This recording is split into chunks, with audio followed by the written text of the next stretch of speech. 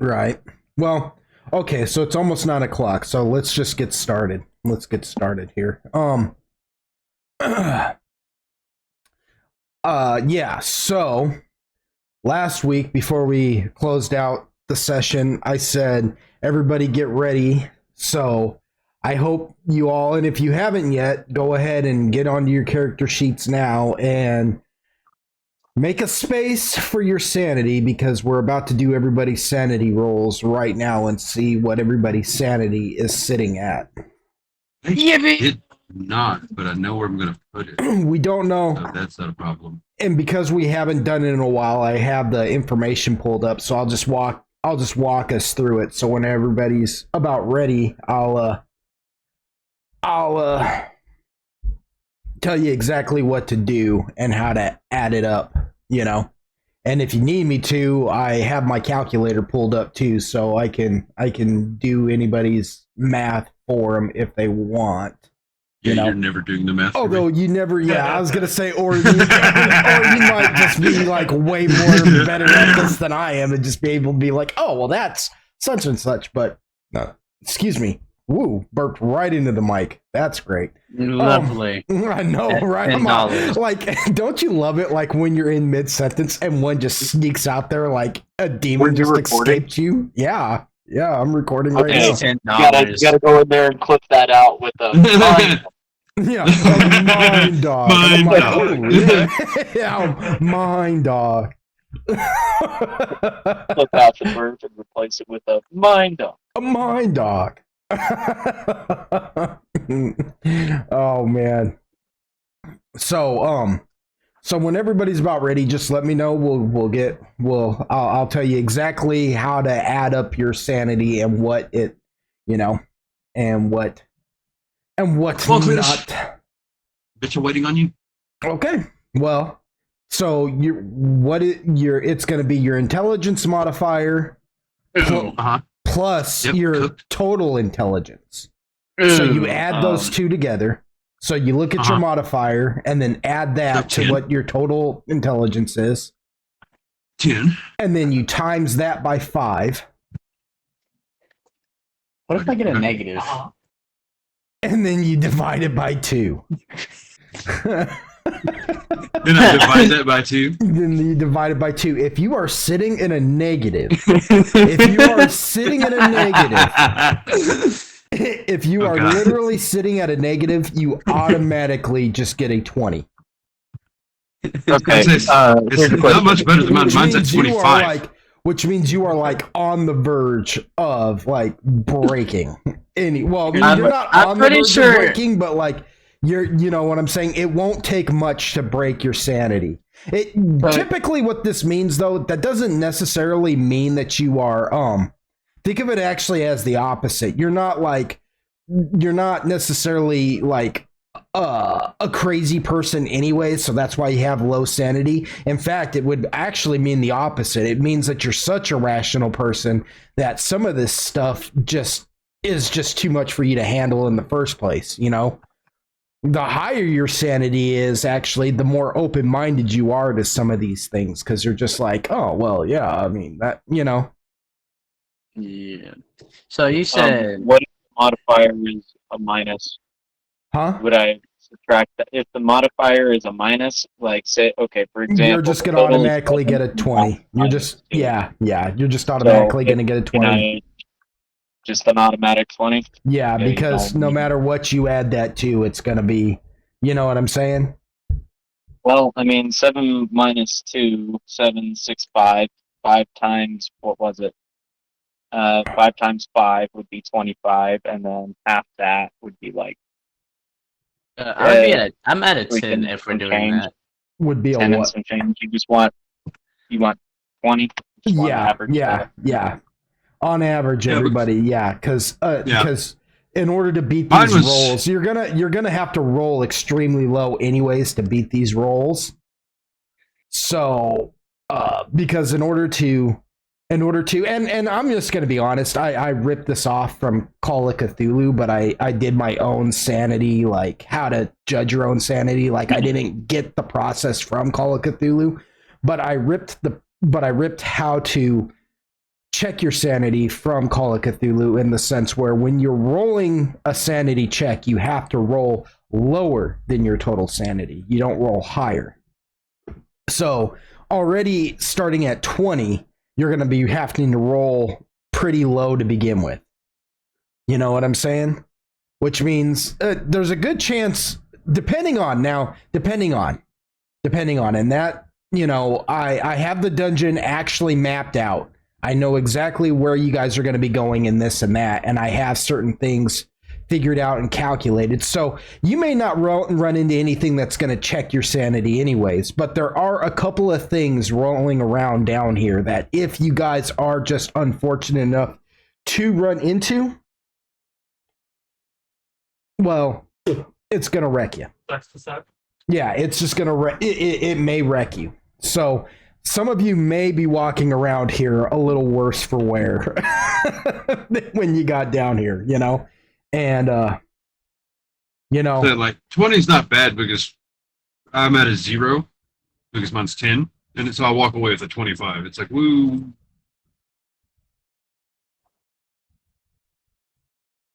Oh my gosh. Okay, Can so... you walk me through it again? Me too. I'm just... Okay, so it is your intelligence modifier plus your intelligence, and then you take... base or total? So your total intelligence modifier. So whatever your total and your intelligence base, yes. Your intelligence base plus your modifier. Then you times that by 5, and then you divide it by 2. So I'm at 10. So you're at what? I'm at 10. Okay, so you're just going to be a total of 20. Anything lower than 20, you just bump up to, you know what I'm saying? Because on the D100 dice, it is really hard to roll anything lower than 10. I mean, like, it's really hard to roll anything lower than 10. At 20, you have a fighting shot at rolling like an 18 or like a, you know what I mean? It's not a very good chance because, you know, it's like, you know, it's a D100, but it gives you a little bit of an edge. You know what I mean? But all that means for those of you who are starting at base 20 sanity right now, do not think of your characters as like on the verge of insanity to begin with. Your characters are actually more rational in the sense like you're overly logical in that sense. You know? Anybody whose sanity could be broken easy, it's because they're not as open-minded to some of the monstrosities that they could face, while those of you whose sanity may be higher than others, that you're more open-minded to the idea of seeing like eldritch horrors and things like that, you know. You guys are actually the ones who are more maniacal than the average bear, you know. So think of it that way. So it's not so much of a hindrance. It just means that you stand a chance of walking away and seeing you do stand a chance of walking away from this session changed, to say the least.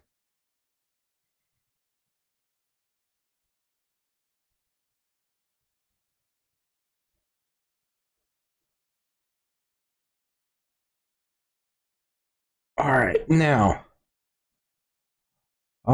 with that said, Android, I didn't see your text earlier when you texted me. My bad. Don't worry about it. Oh, I'm not. Wrong setting. Yeah, I saw Wrong it now. setting to even bring it up. Well, I just meant like I didn't see it. I see it now. Fine. Yeah. It's cool. Yeah, no problem. No, start my free trial. That's not what I'm trying to do at all. We also have a new system we're going to be implementing in certain instances. I am going to start what do you call it? I am going to start implementing a stopwatch timer. Certain instances you guys will have to think a lot. You'll have to think faster on your feet, I guess you could say. So, and I had one, but now it's telling me that I need to do some kind of free trial thing, and I'm like, what are you talking about? How come you didn't tell me this earlier? So, yeah. So I'm looking into that, but that may not even come up. You can't just use the one on your phone. Well, that is the one I'm using on my phone. Or I had one that I was trying to dedicate to it, I guess is what I'm trying to say. He's being weird. I don't know if kidding. I don't know if I actually have one on my phone. I have a clock on my phone, but I don't see one for a stopwatch per se. Like a if you have an Android, it's in there. It's in there. And the clock app. You just go to clock. Oh, it's in the clock app? Oh, okay. Yeah, you got a clock, and then you got like world clock, stopwatch, timer. Oh yeah. Well, ain't that something? Look at you guys.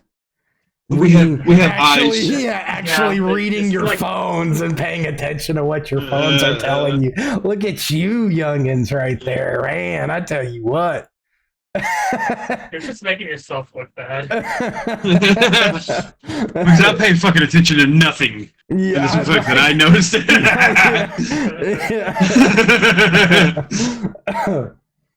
Like I power scroll through text for Christ's sake, and I recognize. I doom scroll my text. Yeah. I quick read, bitch. I quick read.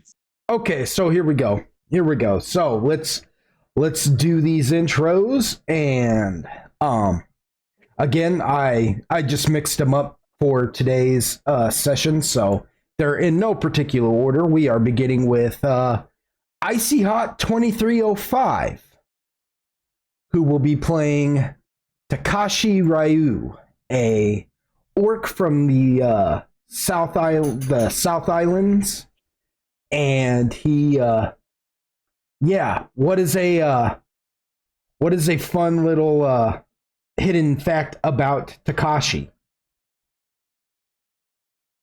So we already know that he has two names. Mm-hmm. We know that his orcish behavior it kind of impedes on him practicing the Buddhishai.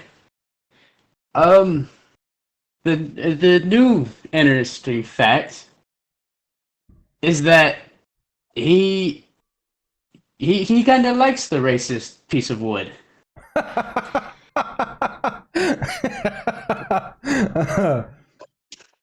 Why? Could it be that because he struggles to even understand his language, he doesn't even really understand that the dude's racist or bigoted towards him to begin with? He just he's like, that's a neat guy right there. He's a strong fella. I might spar against him.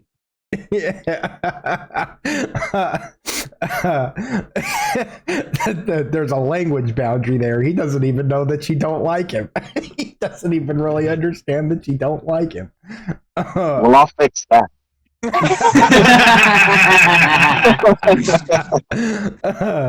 Oh, that's crazy. Yep, and for those of you at home, the audience, let me say it in words that you can understand.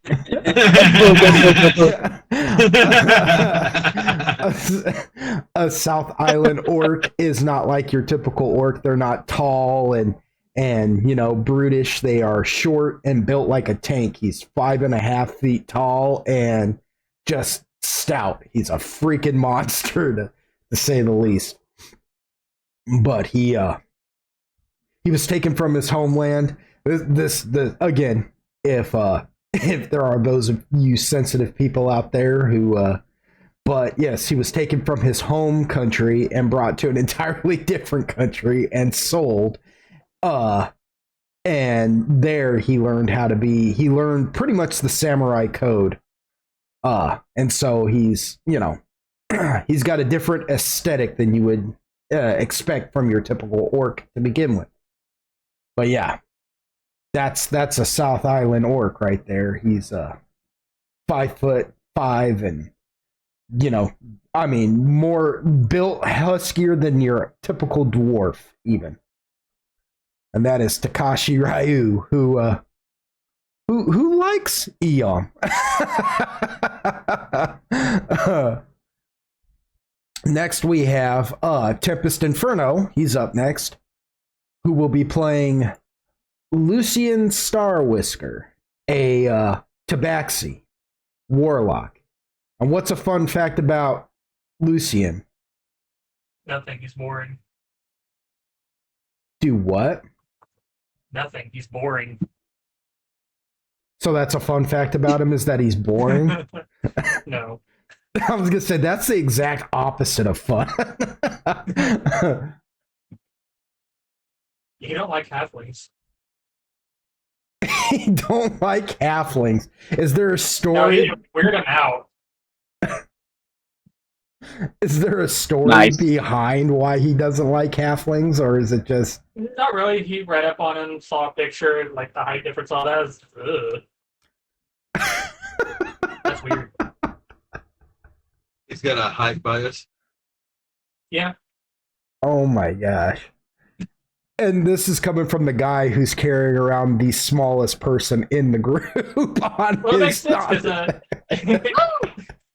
it's a mushroom. It's different. Yeah. Yeah. Yeah, but have you seen this mushroom? Like, have you seen the characters? He looks at halflings who just look like children. He's like, gross. He looks at a Garrus who looks like a mutated mushroom, and he's like, ah, that's all right. That's perfectly acceptable. Makes more sense. All right.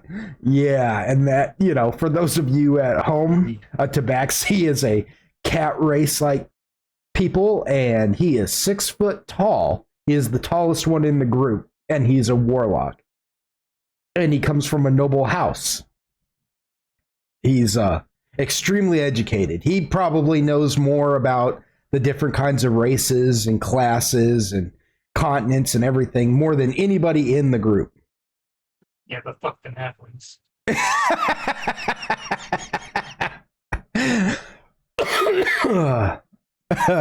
There you go. That's like his version of F them kids. That's like his version of F them kids. You know. That's funny. Yeah, he doesn't like children either. I really don't. He'll stare you in the eye as he pushes the glass off of the table. Kids. Next we have Mind Doc, who will be playing the twins, Iterion and Sir Solixel. What's they're elves, high elves to be exact. And what's a fun fact about the twins?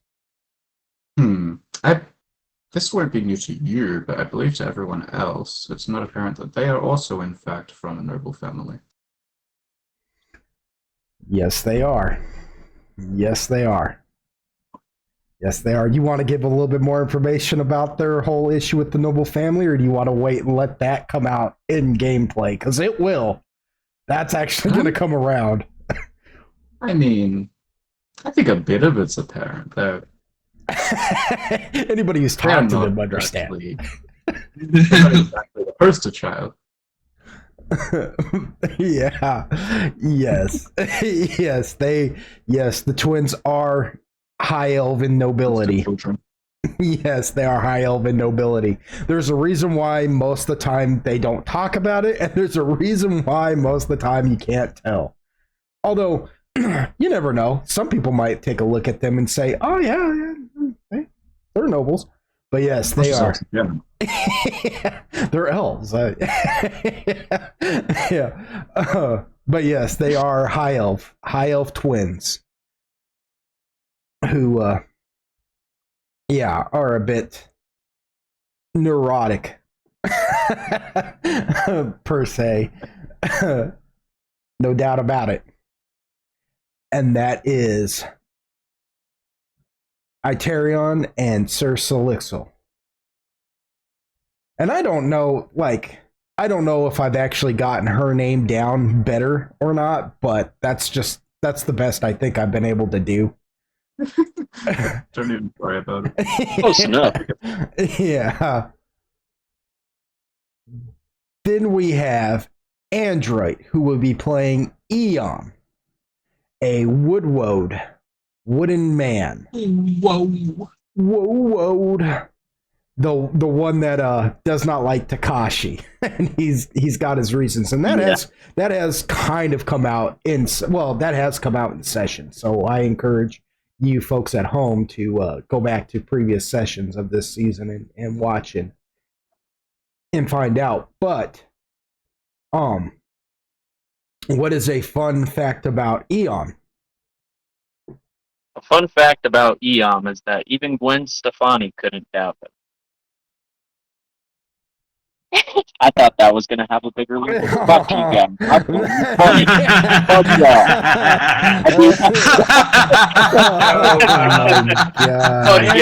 I didn't catch anything about that except something about Gwen Stefani. Y'all could suck my wooden dick. No, I do have an actual fun I was gonna fact say the real fun fact is that Eon cracks jokes that do not land. Yeah. You know what? That's canon now. I'm gonna say the dumbest jokes that I can with Eom now. That is now canon. Yeah. My actual fun fact is that when Eom is settling in for the night to go to his rudimentary form of sleep stasis or whatever, in that meditation, when he's first trying to enter it, he pictures himself laying down roots because it's soothing, it's comforting to him, Right. Yeah. He imagines his body sitting there and just growing roots into the ground and spreading out, and yeah. All right. He planted himself in. All right. I feel like we learned two things about Eon tonight. Yeah, he's the most unfunny motherfucker in the world, apparently. Yeah. And for those of you at home who don't know what a woodwode is, they're like guardians of dryads, really. Dryads are typically tied to a specific tree, and woodwodes are kind of they're guardians of the forest. They're really just male dryads is really what they are, but they're not actually tied to the tree as much as they're made of the tree. So, which you could argue so is a dryad, but I always looked at a dryad as the spirit of the tree and the woodwode being kind of the tree, So, do with that what you will. Body and soul. And that is Eon.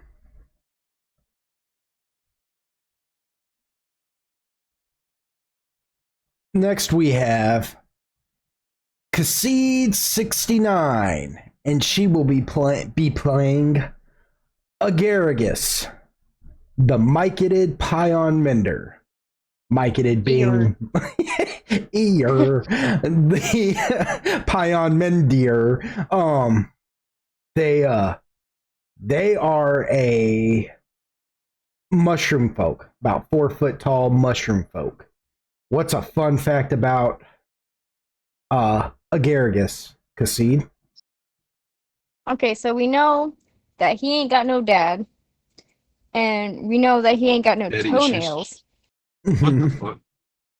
but he do got armpit hair in a different way. Yeah. Okay. You know, like how the gills of a mushroom, they extend to his armpits. Oh. You're welcome. Oh. So I appreciate the nightmare fuel. I'm now going to come take a shit on y'all's porch. Thank you. Yeah, the first time any of you peek under Agaragus' arms, you're gonna have to roll a sanity check because that is just nasty. Yes. That is just nasty. A little bit of. He's just a man doing what he can. Yeah, okay. Well, fun fact about Agaragus is Agaragus isn't a man. Agaragus is an androgyne, which is a type of mycetid that is sexless. It's got no gender whatsoever. Now, typically we refer to him as a him just because, but it is fun because you see a Garrus as a Garrus the way it is, and you see this mutated little mushroom dude, which most mycetid begin genderless, and then as they develop, they adopt either one gender or the other just through, I don't know what you want to call it, evolution or whatever. But some never gain any reproductive parts and they become asexual, because that's what a plant really is. It's just asexual. But the fun thing about a Garrus is I want you audience at home to look at this picture of a Garrus and see what it looks like, but it sounds just like Kassid. So even though it's easy to call it a he, its voice is very off-putting, and I enjoy it. I enjoy watch your tone. Plus a Garrus, you may notice that there's a crow on top of a Garrus's head. We haven't addressed Crow in a while, but Crow is kind of a silent watcher. Crow is the familiar of one of the main casts, Me? Yeah.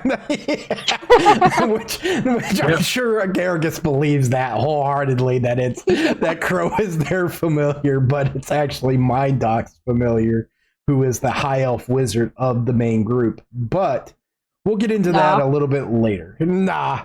Searchers and Garrus, they like them better. Garrus is like, nah. But always keep that in mind, that Crow is just kind of hanging out at all times. So technically, even though a Garrus is riding piggyback on Lucian's back, at all times there's Crow sitting on a Garrus's head too. So Lucian is technically piggybacking two entities at all times right now. You know what? I'm just gonna trust the bird. Yeah. Thank you. Thank you for dealing with us.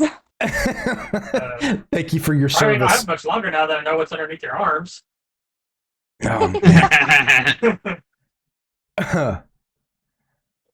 Then we have, last but not least, we have AGTX the Dragons.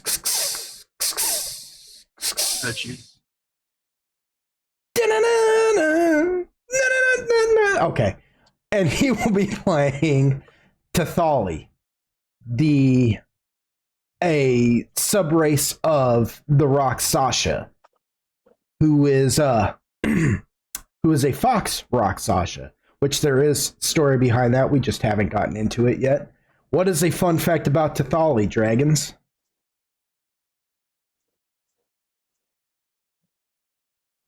I don't remember what I said last time. Huh?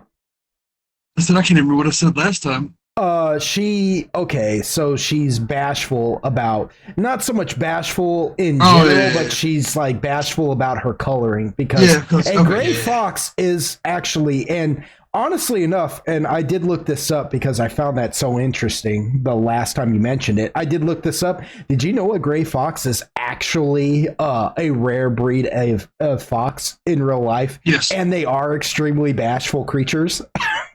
Like they're. I didn't know they were bashful, but I knew it was like the color palette was very rare. Oh, they are. They're bashful too. They are extremely bashful. They yeah, it is very rare that they're known as the silver fox, really, and it is very rare to catch one out in the wild because they are extremely bashful. They don't trust anything. They will F off quick. They are like masters at being able to tell when something's coming. In fact, what I read was if you can tame one to trust you, you could take that thing, you could take it with you, and it will let you know when something is coming your way, like miles before it even reaches you. That's how in tune they are to oncoming traffic, if you will. If you see a silver fox running one direction, you know something's coming. That from the opposite way. Yeah. I think the other one would be she's kind of socially awkward, but not in your normal way. It's almost like she's a little too literal sometimes. Right? Yeah, I was curious. Yeah. I was wondering. I'm like, you mean like Drax the Destroyer, kind of socially awkward? Like she just kind of, yeah. Like because you gotta like so. Most of her interactions were with elves only, like primarily, and then she lives out in the wilderness. So like everything's very direct with them, and then animals, which everything has to be very direct. So she's not good about beating around the bush, and very naive sometimes. Right. Yeah, like if somebody calls somebody a butthead, she might find that funny and be like, "Oh, they called you a butthead. They are implying that your butt, which is normally on your back, is now on top of your head, like covering your face, which is impossible. But you," type of attitude, type of thing, like kind of like that kind of literal type of thing, like. Okay. Sometimes, yeah. Sometimes, like I said, there'll be certain instances where it's like she's going to be very, honest. Don't worry about it. Yeah. Would that make her prone to gullibility? Huh? Would that make her prone to gullibility? Yes. In some fashion, at times. Yes.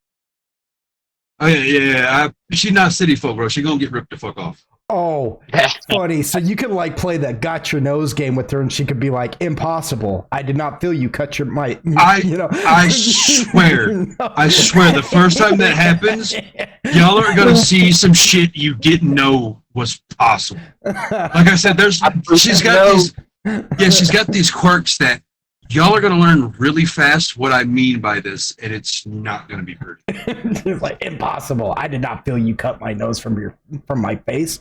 Plus, that's just your thumb. No. It won't even go that far. Just a joke, Tethali. What's so funny about pretending like you stole my nose? It'll be got your nose, and then why is this person not breathing?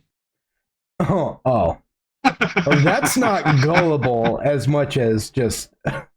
Yeah. No, she took it for fucking 100%. She's gonna be searching for the nose. All right, so yeah, and that's Tethali, and again, she is a rock Sasha, which typically in Dungeons and Dragons lore are cat people of a certain kind. They have inverted hands and stuff, but for this campaign and this homebrew, I've kind of changed up the lore behind the rock Sasha. In a sense where they're not only cat people, there is other types of rock Sasha, but that is deeper lore, and I'll even be honest. I'll even drop this, even though technically this should be something you'd have to learn, but a lot of rock Sasha aren't even aware of this lore. It's kind of like a long forgotten lore as to why there's so many different kinds, and some rock Sasha aren't even aware that there's any other type of rock Sasha out there. So, and I will leave it at that. But yes, that is Tethali, and I am Lord Pog, the DM. And here's a fun fact about me. All right, here's a little note, because I know that it's not fair for you guys to have to end me. And I know mine last time had Icy kind of go, "Oh, okay, that's weird." So I thought I'd lean into the weirdness of these little fun facts. And here's my fun fact. As a child, and I've been thinking about this because I thought about the way I was gonna tell you guys this, and I realized that my wording had to be different. I had to change the wording. So I had no problem as a child playing alone. Like a lot of kids get upset when they're like, they won't play with me, or they won't share their toys, or this or that. I had no problem. In fact, I had no problem sharing my toys, but I was more enough content to play by myself.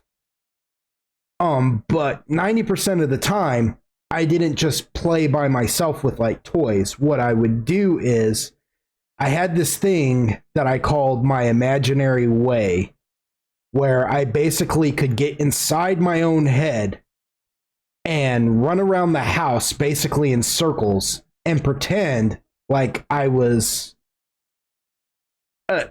think of it as theater when they say I'm doing a one person act play type of thing and it's like interpretive.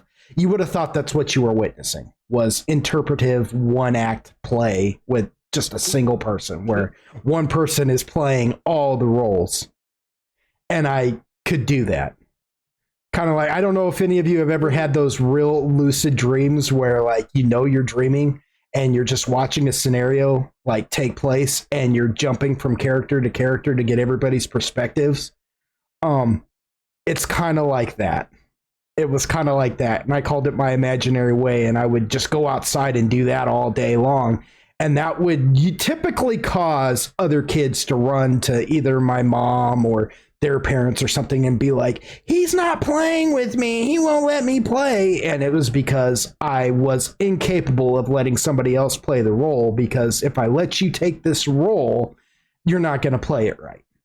I already have this person's beginning and ending and middle already figured out on how they're going to be in this story. And you will not follow the script. And I do not want to stop and tell you, no, that's not what you're supposed to say. When it came to toys, yeah, anybody could jump in and I'd be like, oh yeah, sure, here, take these and you be these guys. But when it came to what I called my imaginary way, I'd have to play by myself.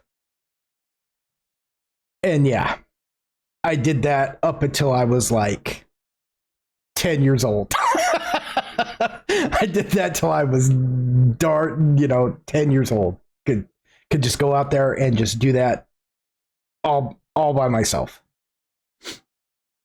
Yeah. So there's that little weird fun fact about me. Yes, your DM had a thing he called his imaginary way, which was pretty much just a one person play. Kids, this is a different form of autism. Yeah. Well, you know what though? I learned a lot. Because in the times where I do that and play Power Rangers, I was a huge Mighty Morphin Power Rangers, by the way. I learned, I'd watch the opening segment of that and, go back and watch that opening segment. When you see Jason do that jump spin kick, I taught myself how to do that so I could play the Red Ranger correctly. You know what I mean? Like, I learned a lot doing that. So different things like that, when I did Street Fighter, I had to learn how to like do certain things. Like, anyways, regardless, yes, that's my fun fact. Let's move along. Everybody ready? Great. Good. Everybody on the bus. Let's play some D&D now.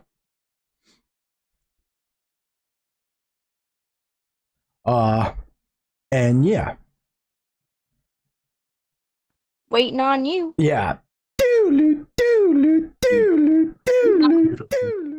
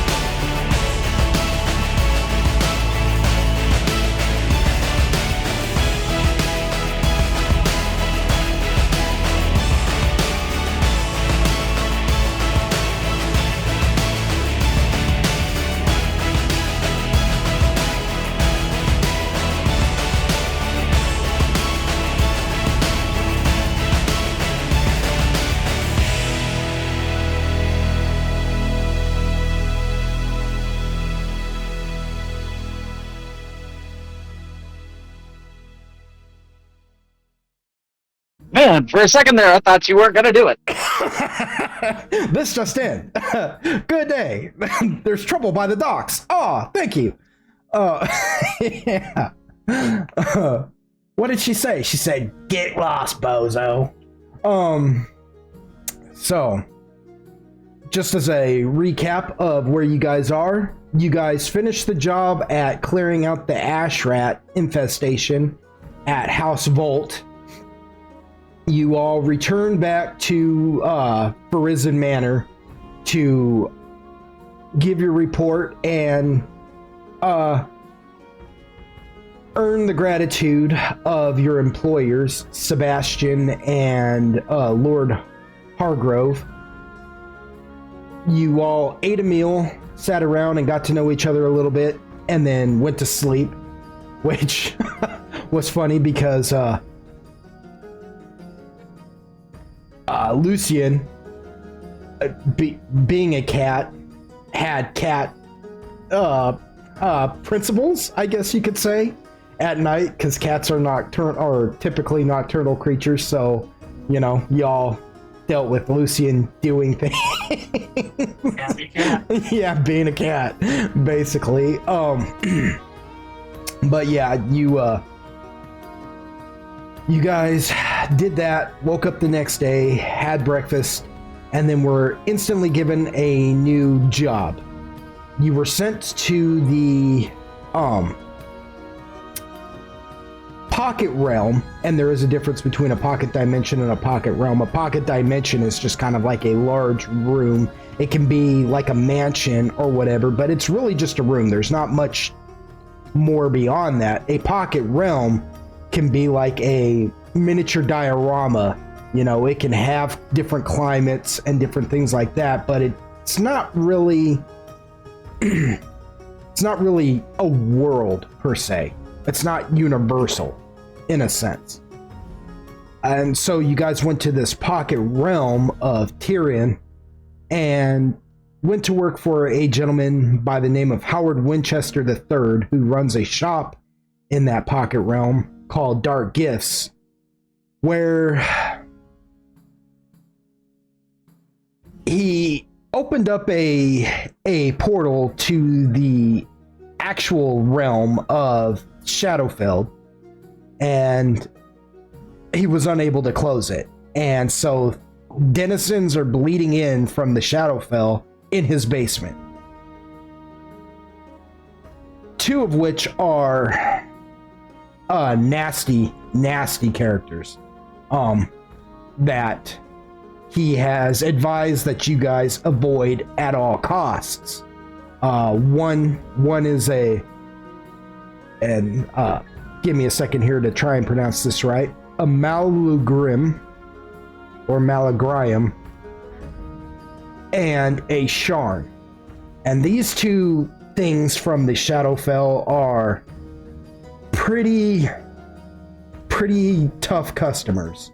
And he's got his two revenants handling them because they're revenants, which means that they can tank a lot and this and that, but at your guys' level, we'll say, not trying to be too meta, but basically at your guys' experience, he doesn't feel like you guys would be able to handle it. Yeah.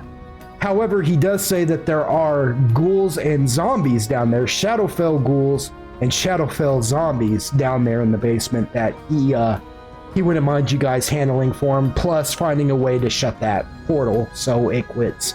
So the Shadowfell, it quits bleeding into his basement. Should you succeed, you will get, because of Lucian's haggling, you guys will from that moment on get a 35% discount on all goods and services bought from Dark Gifts from here on out. For one. Two, each of you will be allowed to take an item from Dark Gifts for free. The only request, this one time, the only request Howard has is that you bring whatever you find to him first, so he can make sure that you're not accidentally walking off to something that will curse you or cause some kind of catastrophe, you know, that you don't accidentally walk off with something that will be more of a hindrance and or you know, curse than helpful in the future. So we ended the session with you guys going down into the basement of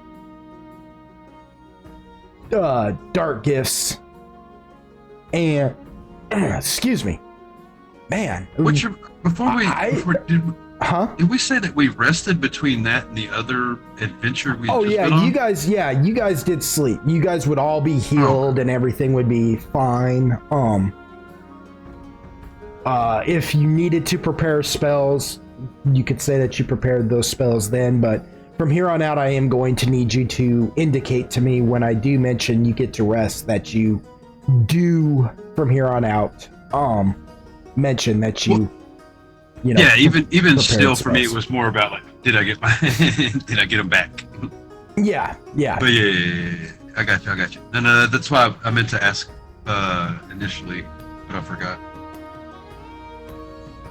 No problem. I just I myself forgot to mention anything about the spells too, or mention, you know, but from here on out, just keep in mind, yes, mention your spells to me. If you need to prepare them or do some kind of ritual to get them,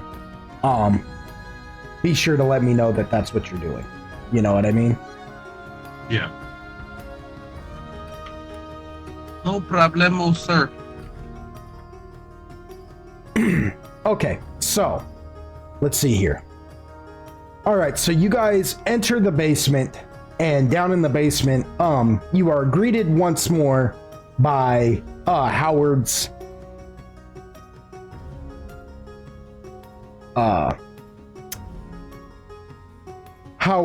revenant, Shelly. And if you remember her, she's like this they call her a revenant. He calls her a revenant, but she looks almost spectral to you also. She's got this long flowing like bluish gray silver hair. Her skin is, at times it looks translucent and sometimes it looks solid, but it's like that gray pale, almost like she's dead. You know what I mean? But she's not rotten. You know, she's regal. She's a it's almost like she's got that gentle repose on her. In other words, she even though she's dead, she hasn't begun any kind of decay.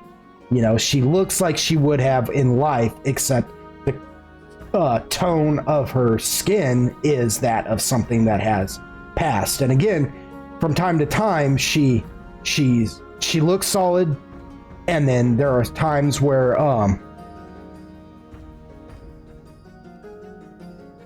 Okay, Mind Doc.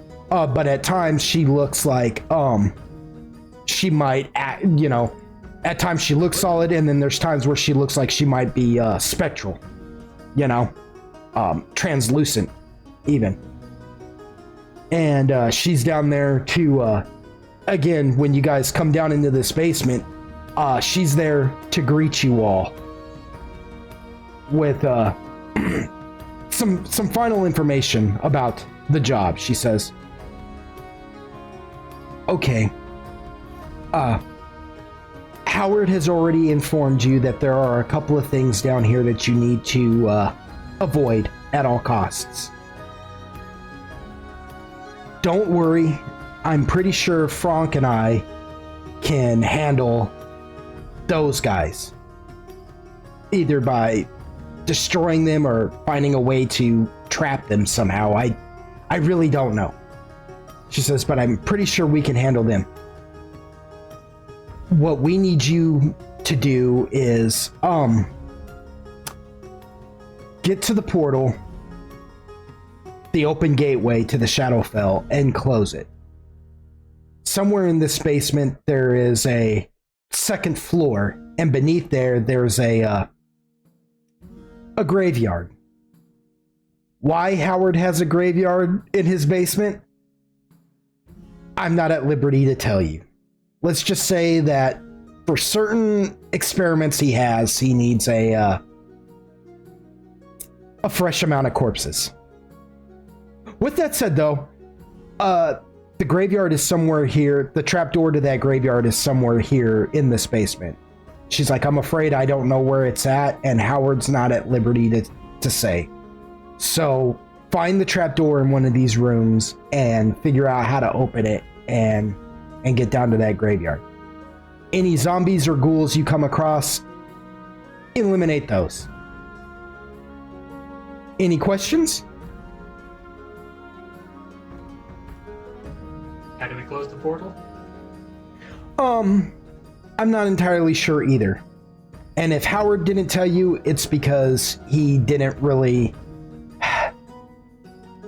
He plays a lot of things close to the vest. Don't ask me why he doesn't want to tell nobody his secrets. I think he feels like if you figure it out, then you figured it out on your own, and he didn't have to give away any of his secrets. She goes, I myself don't even know where the trapdoor to his graveyard is, nor how to open it. He doesn't tell me and Franck anything. We're just kind of, we're kind of here because he gives us a place to live, and he's giving us all the tools we need to figure out what we need to do so we can cross over. Finally. So we don't ask him questions, he doesn't ask us questions, and we kind of act as his personal security.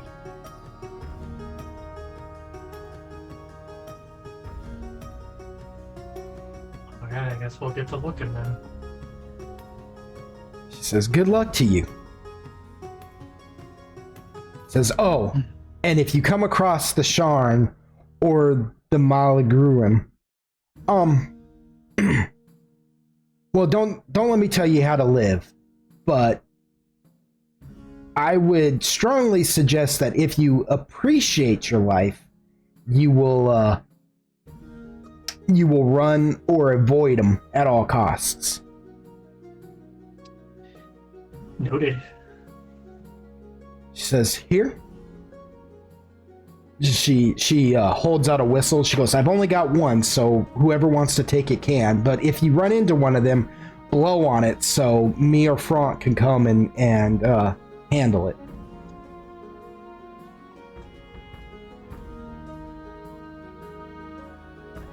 Yes, Lucian takes the whistle. Says, all right then. Says, yes, do not hesitate to blow that whistle, because these guys are... They're phasing in and out of this place all over the place, so who knows where they'll pop up.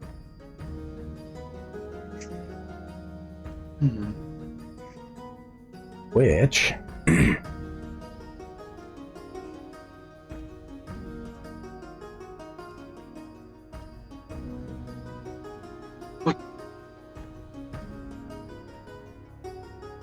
So, with that said, she just looks at you guys and she says, good luck to you. And she, like, melds into the wall. She, like, phases into a wall and just, and disappears. She just walks into a wall and just, vroom, and is gone.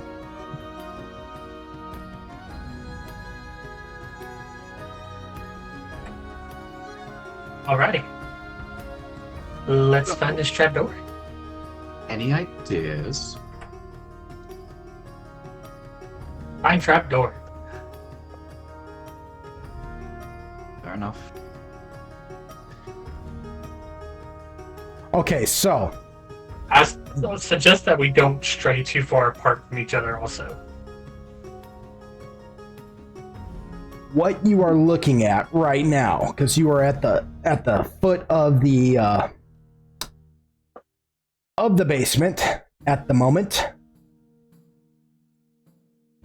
What you see, let's see. Okay, so who's got dark vision? Who's got low light vision? Who's got no kind of vision in this area right now? We all all belong. vision for 60. 60. Dark 60, low light 60. Dark, but only in gray. Dark but only in gray. For how far? I mean, I'll have a 60-foot low light vision.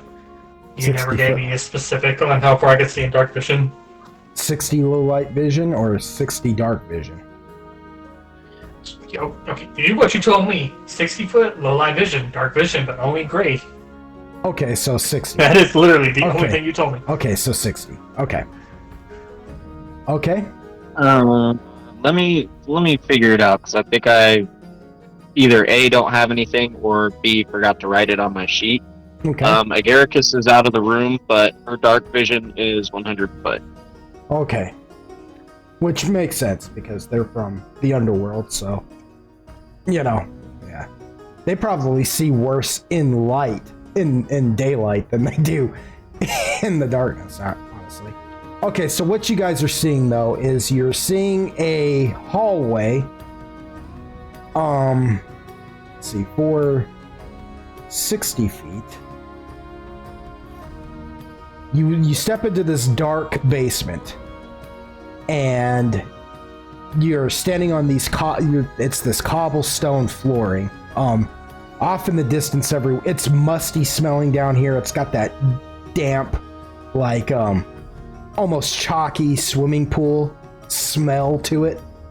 You know, every now and then you can hear something drip in the distance, and just like a drip, drip, but you can never truly identify where that's coming from. You don't know if it's in the walls or down further down this hallway or where.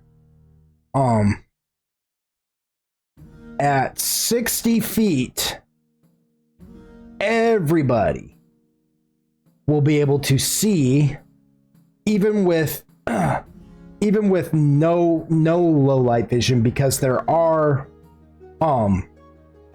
torches on the wall but they are so far apart that it bathes the hall in deeper shadow. But at 60 feet,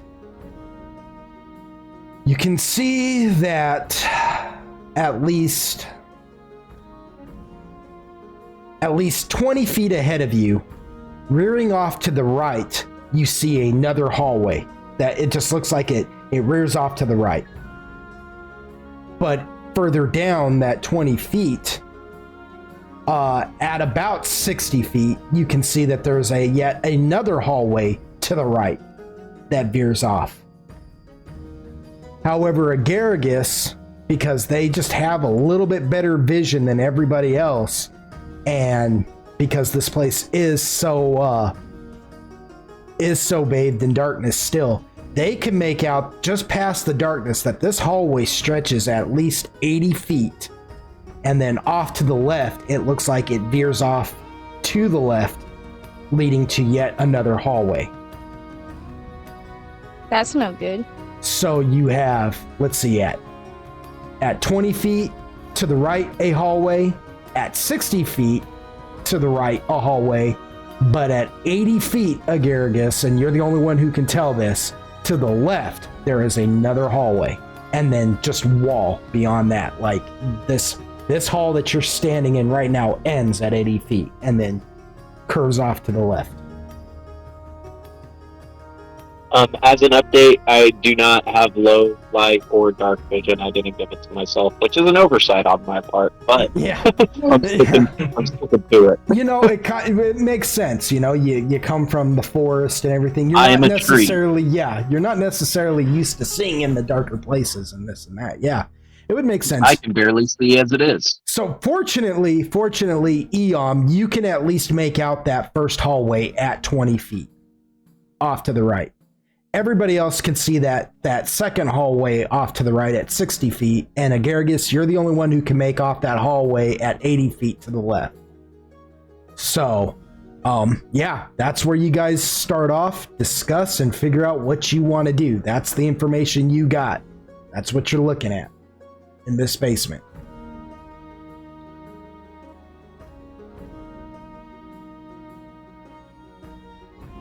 That's two hallways to our right. Which one we want to go to?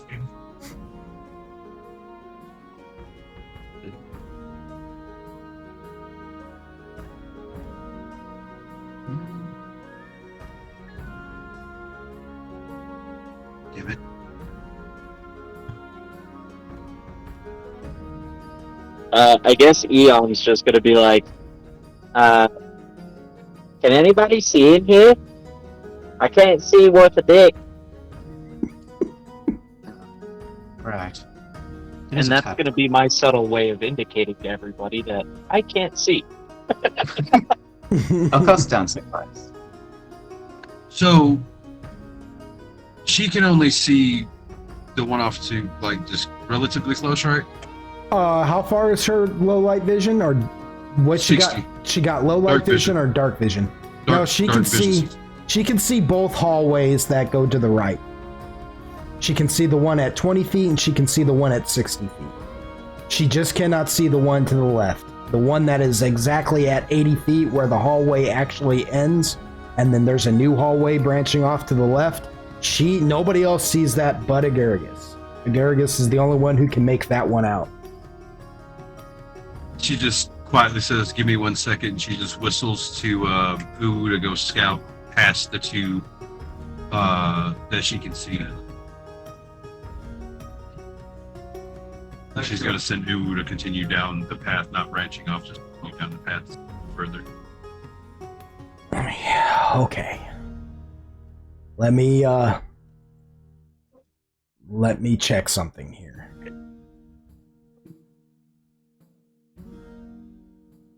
So, Uwu. Well, okay, so you want Uwu to just scout the whole hallway then, from that moment, from where you are now, just on down to see where everything else is, right? Correct? Yeah. So Uwu goes... She's assuming that the two paths, like they branch off to the right, but we can kind of tell this maybe. So she's just like, well, it's, you know what I mean? Yeah. You don't really want to split up, but it's fine. I just wanted to double check something here. And yeah, Uwu gets... okay, so Uwu gets to the end of the hallway, right? Or you see Uwu kind of vanish into the darkness, right? You can kind of make them out because they're a pure white owl in the darkness and everything. You know, there's, you know, that helps a lot being able to kind of keep track of it. And again, you know, there are torches on the wall and stuff. It just at that very end there, because you know it's just hard to make out. But you see Uwu kind of vanish into the darkness of the hallway. And then within a matter of minutes, you know, almost seconds, Uwu comes flying back. Just as quickly as they possibly can. It's just flying back. Freaked out. Uwu is, I mean, you can just tell that something has freaked Uwu out, and they have just returned, and they absolutely, like, they fly all the way back to the stairwell and then sit on the steps and just look like, kind of give you this eye, like they are not willing to go back that direction for nothing. past the hallway seems to be not good. That's all she says. It's a good sign, but at the same time, might be what we're looking for. Whatever's down there, definitely not a fan. Well, if it's the major things, we should probably find them now, so I can blow the whistle.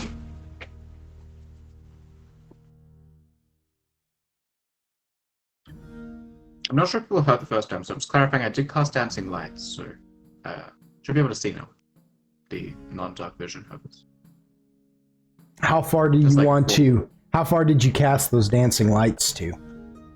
Like, are they on you? Are they? Did you cast them further down They'll the have to hall? be 10 feet apart from each other, and they're sort of orbiting the group in general. Okay. So it's bright where you guys are standing, to be sure. That's for sure. And anywhere you guys go, it will illuminate. If they aren't following you, it will illuminate your guys' area a lot more. However, Uwu went down that hall, and whatever happened to Uwu, you guys kind of lost track of. So you're still not aware that there is a left-hand turn right there at the end of the hall. You see what I'm saying? The only person who really saw what happened was Agaragis. And Agaragis, I'll tell you what you saw just to clarify. Is Agaragis back? I know they had to get up for a minute. but have they Yes, come I'm back? here. Okay. What you saw, to be exact, is you saw Uwu fly all the way down to that hallway, go to make a left-hand turn, and didn't even turn down the hallway. It literally made a U-turn, and like it had seen something, and then made a U-turn and flew right back. Like it did not. It just basically flew the length of the hallway. Whatever is down that left-hand hallway, it decided it wanted nothing to do with, and came all the way back. You are the only one who is aware of this. Is there like an? He just asked the group like, without really stating what he saw at first. He's just like, "Is there another way we can go?" So far, I only see the 2 hallways to the right.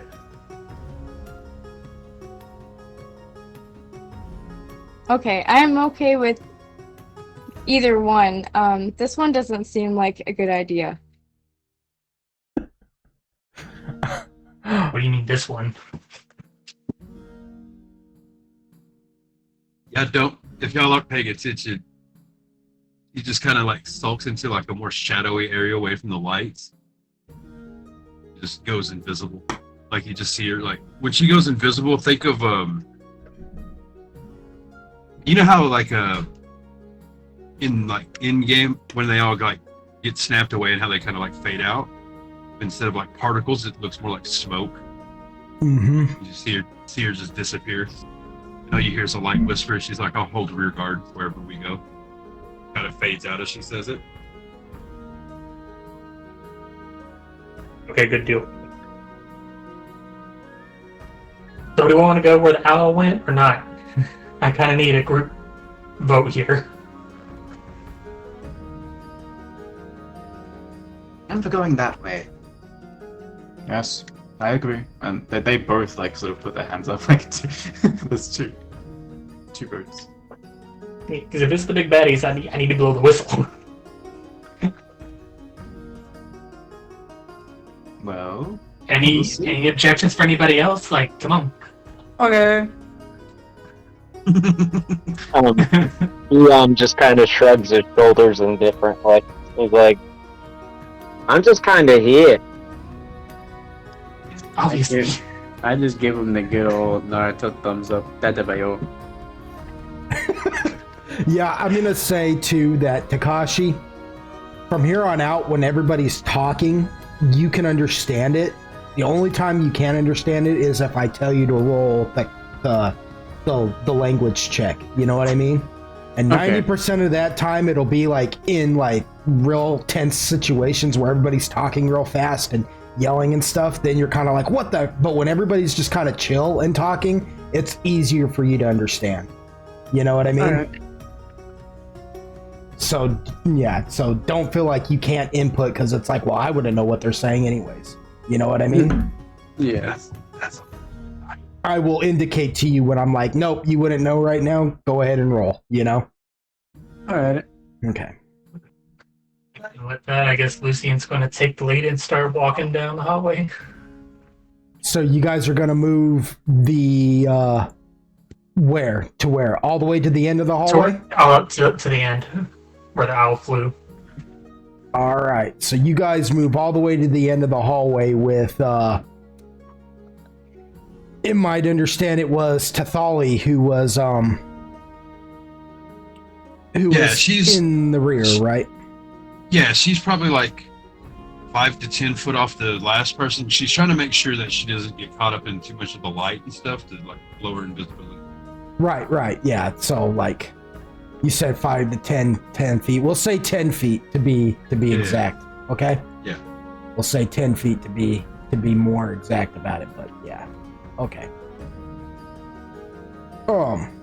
Now you do notice though, one thing you're gonna notice is that Uwu will not come. Uwu actually will not follow. They absolutely refuse to move from the stairway. I'm gonna say that, you know, that you're not like cold-blooded or anything, like you stupid animal or anything like that. but it is more like you just happen to notice that Uwu they literally look terrified. Whatever that was, it spooked them bad. To give you an idea of what the heck. You know what I mean? I won't even make you roll for that because it's your familiar. You know what I'm saying? Yeah. I feel like you would be a little bit more in tune with your familiar than that. You know, so yeah, so you know that Uwu is just not coming. They are sitting on the stairway and they're, you know, looking like and 90% of the time, like she doesn't really give commands. It's more like, hey, bud, would you well, in fact, okay, you know what, Uwu wouldn't, I'm kind of doing this wrong. Uwu wouldn't just stay on the stairs, but Uwu is giving you guys a wide berth as well. So Uwu's about 20 feet back from where you are. So if you're 10 feet back, they're 20 feet back from you. Yeah. See what I'm saying? Like, they are following behind slowly, and they're not even flying. They are walking. You know what I'm saying? Like, they are doing their best to just kind of chill. Okay, and so you guys, yes, but with that in mind, the rest of you, so, you have broken off from the main group, and the rest of you guys are together as you are making your way down this hall. All right, so you guys make your... Past the two on the right, I would like to take like a quick glance down them. Okay, so down the first hall, you look and you can see... Down the first hall, you can see, because you have 60 feet, you can see perfectly down that hall, Lucian, that that hallway, the first hallway to the right, ends abruptly, and it looks like it veers off to what would be the right of that to a doorway, to what looks like a doorway. The second hall, you can see, only goes like a short 5-foot distance, and it's a door. There's a door down that second hallway. You know what I mean? It's like just a 5-foot hall and then a door leading to somewhere. And then as you guys get closer, you guys see what Agaragis saw. As soon as you make it to that second hallway too, you guys can now make out the rest of that hall and see that because you only have 20 feet from that second hallway, you can see that this hallway ends and veers off to the left.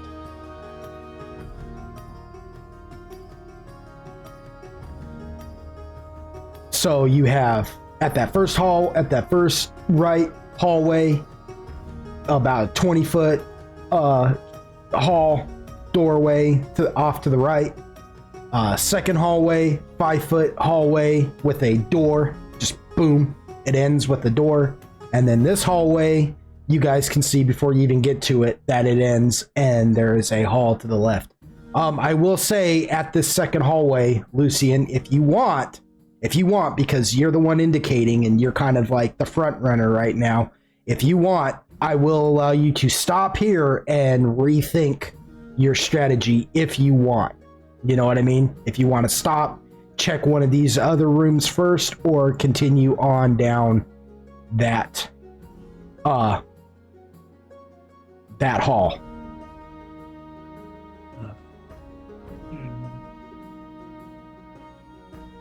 I kind of want to check the second hallway door, the one on the right.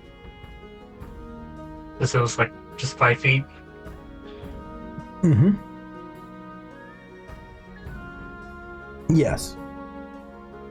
Okay, well, don't ask me. Ask your group. You're allowed to play as much D&D as you like. Looks low in a chair. I'm just gonna follow that lead forward. Y'all cool if I check behind this door real quick? Don't die. Don't tell me what to do. Cover the floor.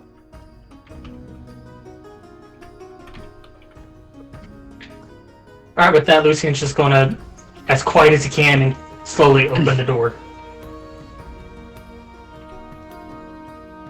Okay. Just kind of peek inside.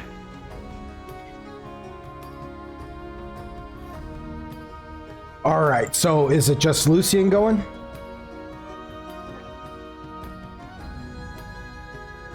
You. He says, yep. I guess so. He says, yep. All right, Lucian, you go to the door. And so you want to lose your face. Yeah, you want to peek inside. Yeah, you lose your face. You want to peek inside, correct? Is there a keyhole? No, there is not. It's you walk up to the door and you notice that that they are a pair of wooden double doors. Not rickety wooden double doors. They're nothing fancy, but they're well made. You know what I'm saying? All right. Open it a crack as quiet as I can and take a peek. Roll a move silently for me.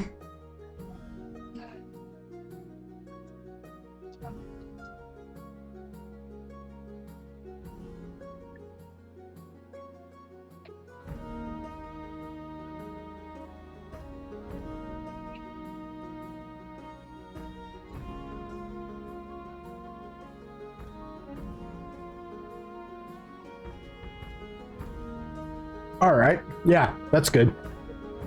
So you quietly test the doors and they open up a little bit and you peek inside there, and you're not really sure where the light is coming from, but this room has this strange gray light peering in through it as if there's a window in there, you know?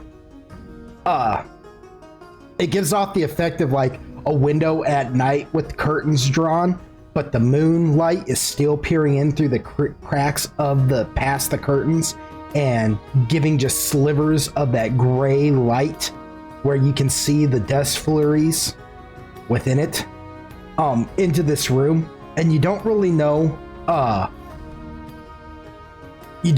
where that light could possibly be coming from, because again, where is a window leading to the outside coming from in a basement? And yet this room has this dramatic effect, which you can't help but think to yourself, if this is magic, this is awfully pretentious of Howard to set it up this way. But with that said,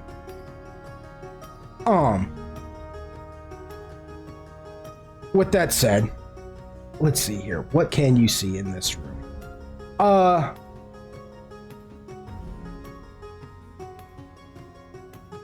You got dark vision at 60 feet and a cone at a crack. Okay, so what you can make out is that this room is much larger than what you can see of it. It looks like it veers off to the right even more, probably opening up to a much larger room. But what you can see of it, you see what looks like a room that is dedicated to old furniture of a sort. You see a table with like a cloth draped over it, you know.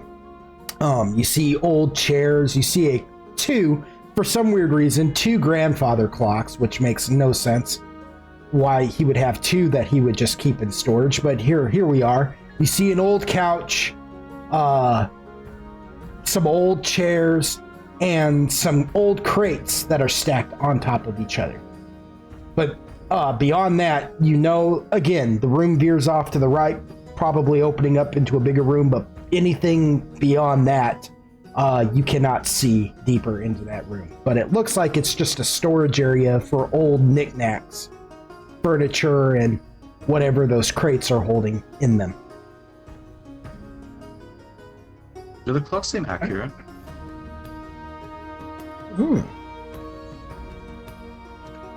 Alright, Lucian is going to quietly close the door and go back. Oh, that was only the one you were peeking through, gotcha. Yeah, it was Lucian peeking through, for sure. If you want to know, you know, you would have to ask Lucian what he saw and yada, yada, yada. You know, you guys would just have to play that out. my gosh, I don't know why it does that, but it does that. So, anything of note? Just looks like a storage room. Bunch of furniture. It looks like it opens up to another room on the right. If we don't find anything down this way, then we can go back and check it out. But for right now, since something scared that owl so bad, I think we should really stick with this direction. Alright, take the lead then. This is a big basement.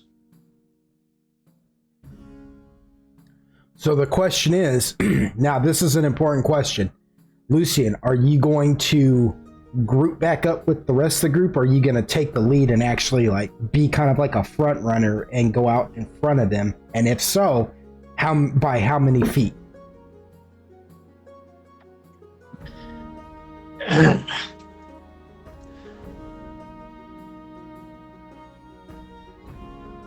I guess you're just gonna go out in front, probably about 10 feet.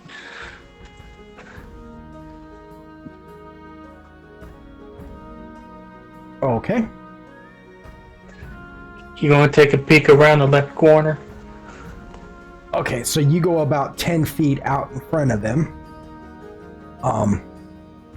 I'll adjust the lights so that they light the rest of the group up, but the light sort of cuts off like before it reaches Lucian.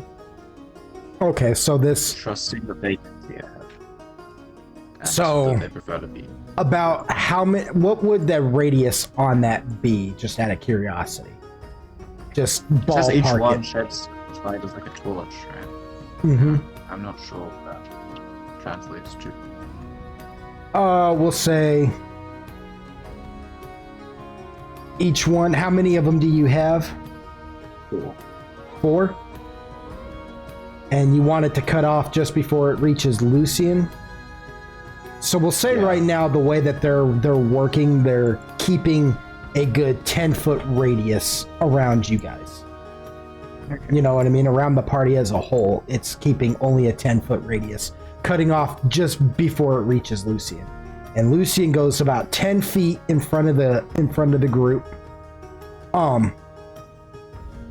However, Lucian, you said you wanted to stop before you turn the corner and peek around the corner, right? Yeah, just wanna be quiet, take a peek. So, with the way it's standing right now, you move 10 feet ahead of everybody. Everybody actually stays at that second hallway and lets you move 10 feet ahead of them so you can take a peek around that hallway. The only other person who's actually with you right now, I'm guessing, are you piggybacking a Garrigus right now?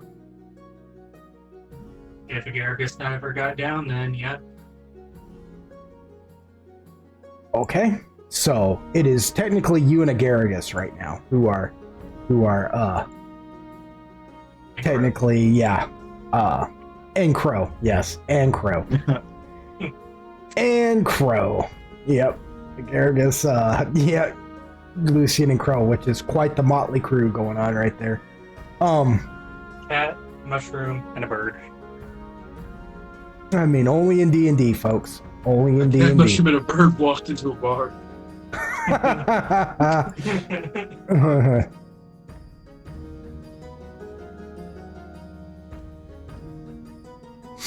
Dun, dun.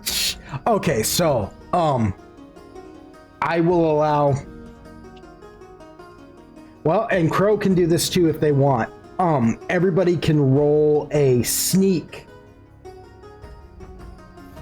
Well, go ahead. Yeah, go ahead and roll me a sneak first. You said everybody? Well, everybody at that corner. So that would be Lucian, Agargus, and Crow. And Crow is optional. Crow can either give a crap or they can just be a silent observer as they wish.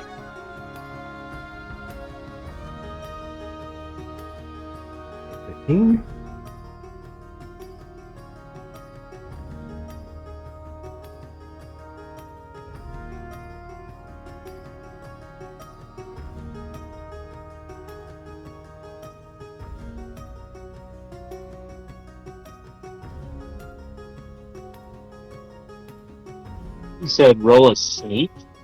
Yeah, well, yeah, a You move mean, like, move like a silently? move silently, yeah. Okay. Just double checking. I was thinking about that, right? Yeah. And honestly, Agaragis doesn't have to either if they really don't want to. To be honest, because it's really Lucian who's trying to do all this, but Agaragis can just choose to if they want. Oh my gosh.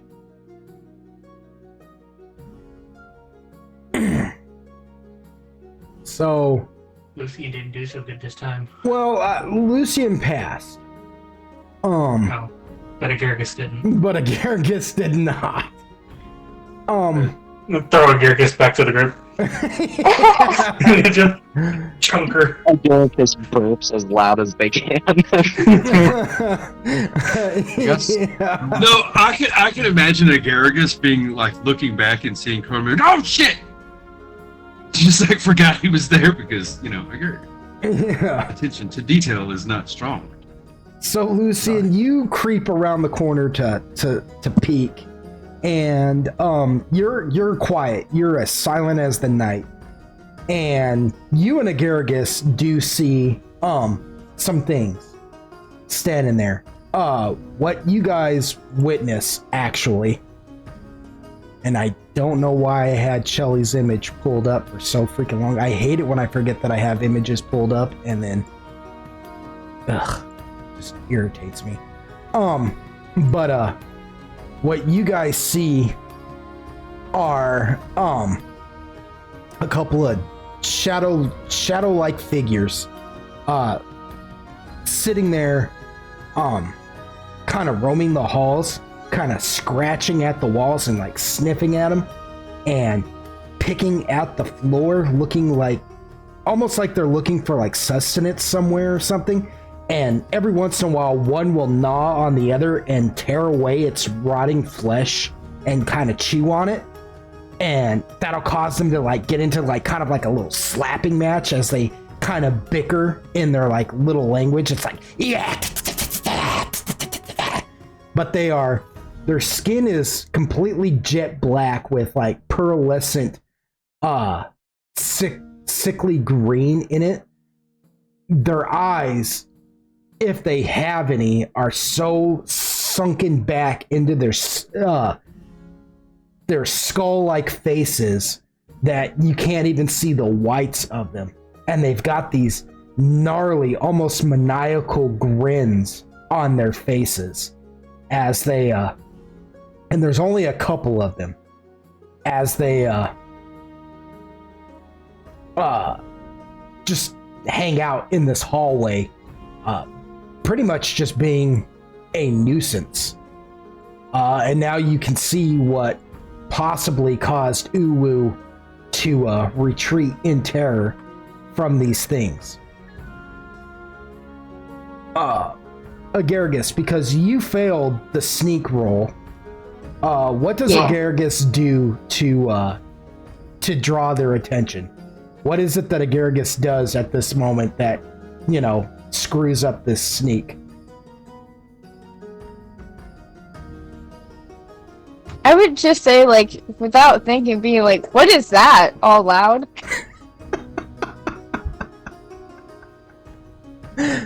Beautiful.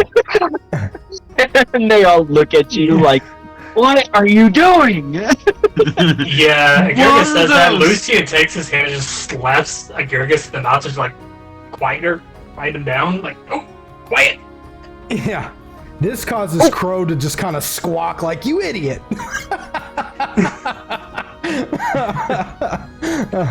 I know, my doc, you needed me to roll for you, and I was really just asking if you wanted me to roll. I should have said you want me to roll, but yeah. But yeah, like, so Crow just kind of squawks, and actually, Crow, the second you look at them, you retreat in fear as well. Yeah, Crow retreats in fear as well. I'm gonna say Crow flies as hard and as fast as they can till they see Uwu, and they stop right there next to Uwu, which is, and to give you an idea of how far away from that beginning point, is they flew at least 50 or about 40 feet back. I'm interested as to why. Yeah. Well, I can't really tell you that. Let me put it to you like this. There's a reason why Uwu and Crow are especially affected by this. Let me put it to you just like that. Oh, fuck, the cats. Yeah, they're... yeah. But Crow and Uwu are especially affected by these creatures, like these creatures' presence. In a way that... But yeah, the second Agaragis says that, both creatures stop bickering and they just look in your guys' direction. Lucian's gonna immediately Eldritch Blast the closest one while retreating. All right. Fair enough. Let me do something here real quick.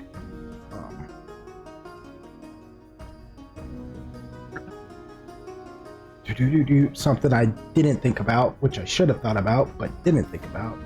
And so, there you have it.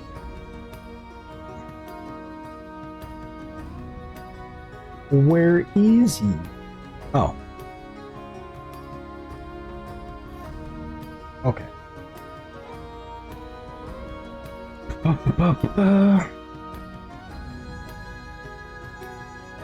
Nope.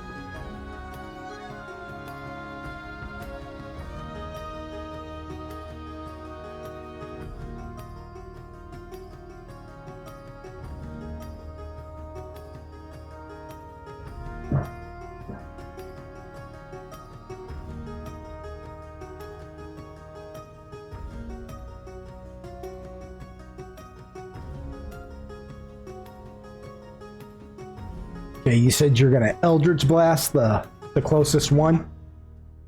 Yep. You did say? Okay. Pull up there. Sheets here? So you got one on your right, one on your left. They're pretty much both equal distances from each other. I would say the one on the right, because they're standing in this hallway.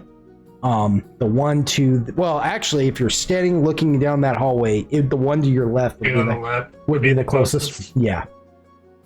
Okay, I think that's the one I'm shooting at.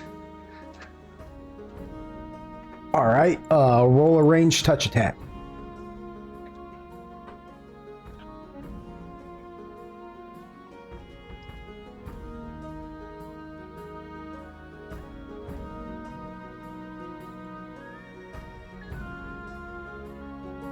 For 19. For touch, that is a hit.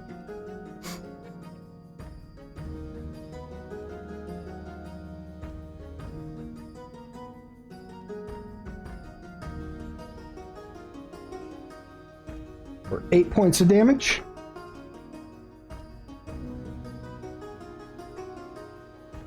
Okay.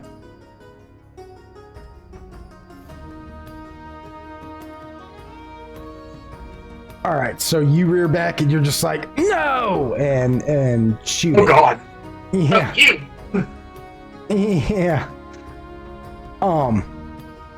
So the rest of you now see Lucian and Agaragis peek around the corner. You're getting just enough light that you can pretty much make it out, even in this 10-foot radius of light that you have going on. You know what I'm saying? You can see them peek around the corner. You can see Agaragis go, "What's that?" And then Lucian just instantly react by going, "Oh God!" and shooting an Eldritch Blast down the hall. So I'm like running back to the group.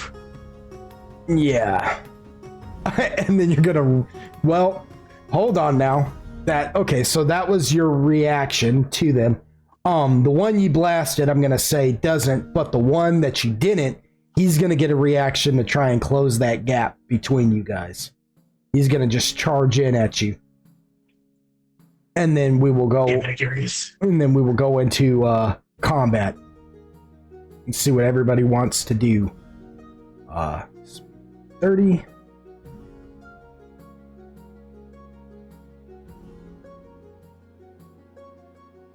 Oh yeah. Oh yeah, he's gonna run in and he's gonna move in on you. Boom. So he charges in at you. And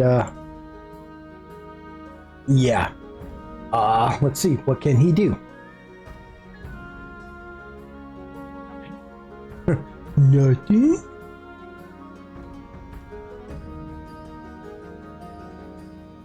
Ooh, okay.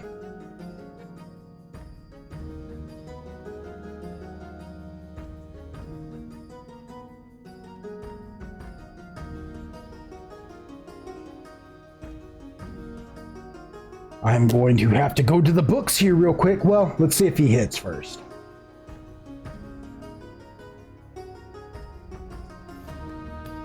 Let's just see if he even gets a hit. He's just going to attack you, Lucian, because you're pretty much the easier target than Agaragis. Like, it's not even like thinking about Agaragis in those terms, I guess you could say. Let's see.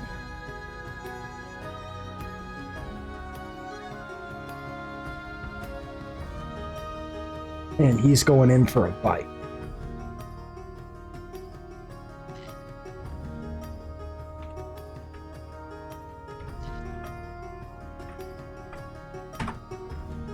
What is your AC? A lot. Yeah. What is 16. 16? Okay, he hits. Fuck. So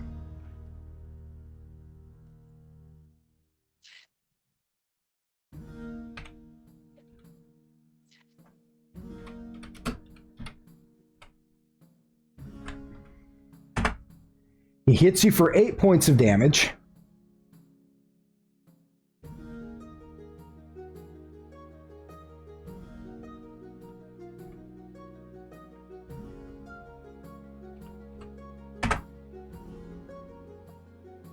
And then, let me open up the book here real quick. And, What effect do I get? Well, let me open up the book here real quick. And, because I should have written it down, I forgot to write it down. So I'm going to have to, go into this monster manual real quick.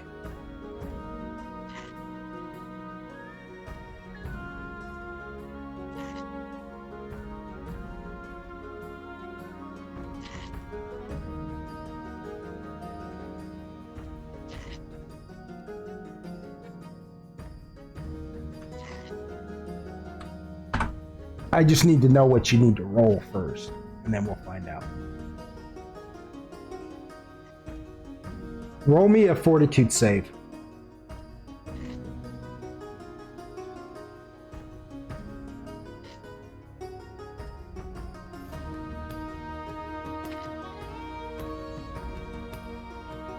Good grief. Okay. Okay, you're fine. You feel your body begin to tense up for a minute, and your jaw like clenches, and you have to like focus for like a hot minute after this thing runs up and just bites you right on the arm.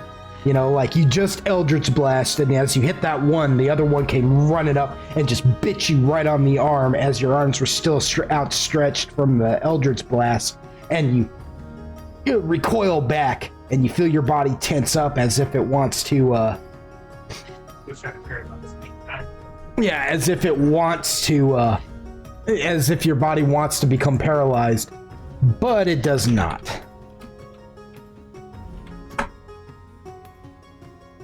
It just goes like, help. Mm-hmm.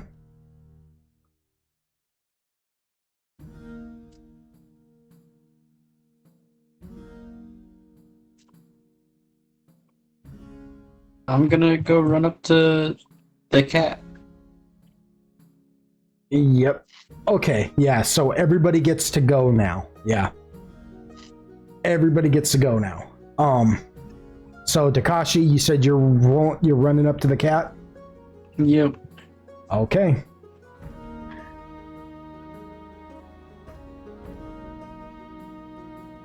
El Gato. What is your speed? Shit.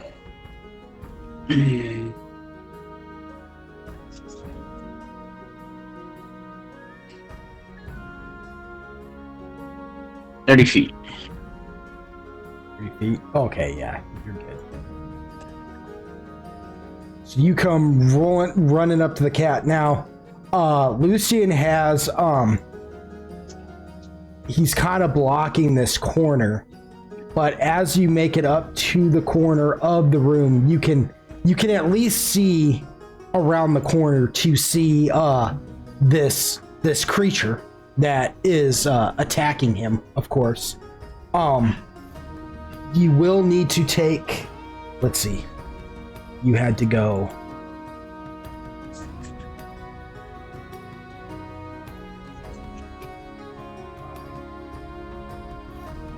10.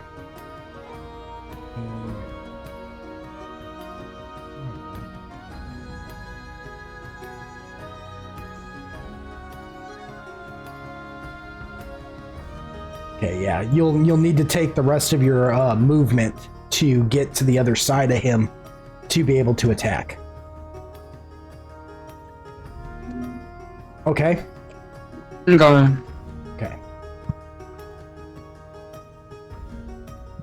So you roll to the other side of him, and now you are within attack range of this creature.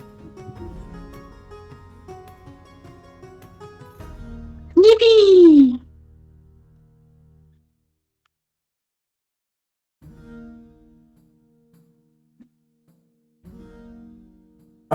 Now we're gonna wait. Yeah, because we're still only in the move phase. What does everybody else want to do?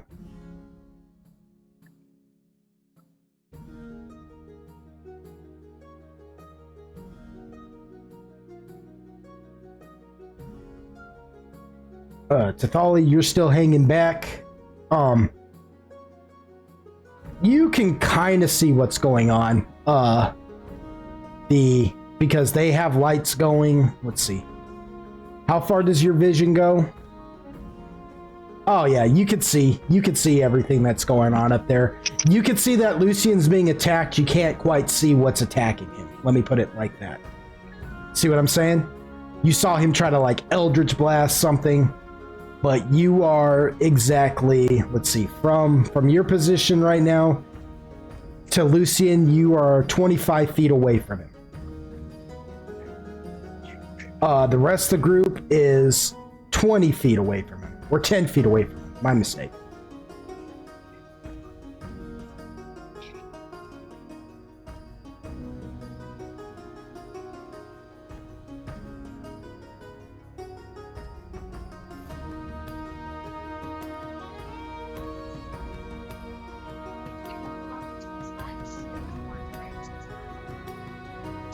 So what does everybody want to do?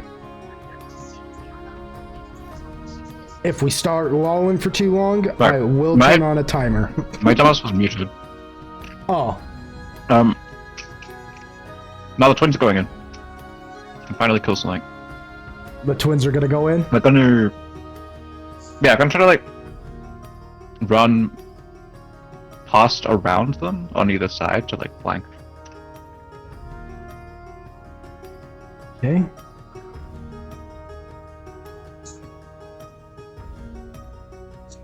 Is that plausible? Let's see.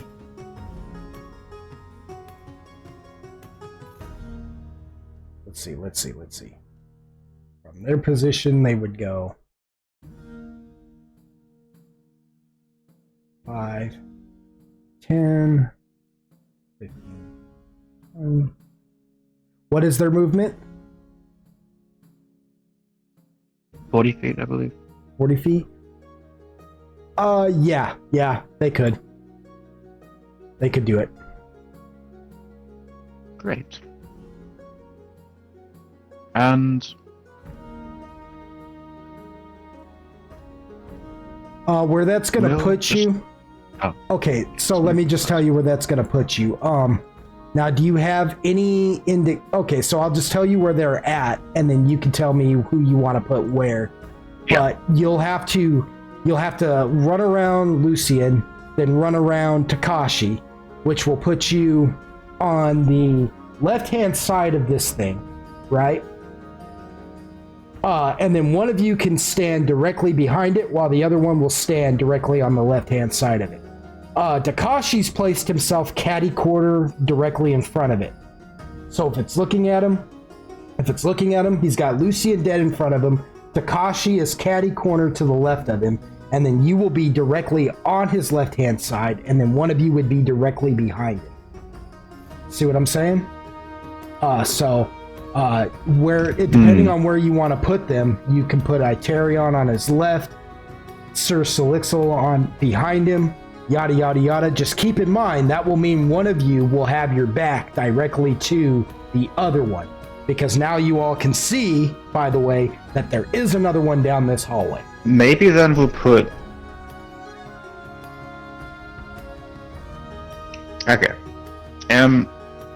Etarion will go around to its left, and Cecilixil will continue on to face the second one. Okay. They will be able to take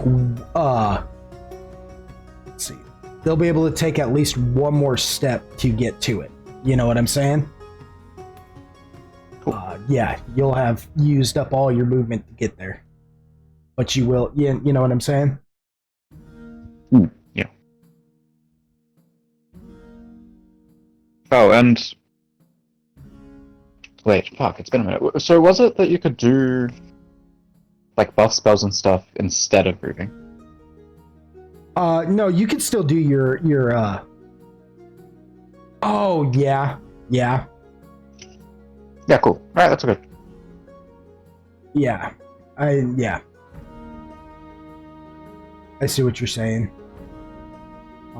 Yeah, you could do your spells, or you can move. You can do your skills and move, or your spells and skills, but you can't do like spells and move. You know what I'm saying?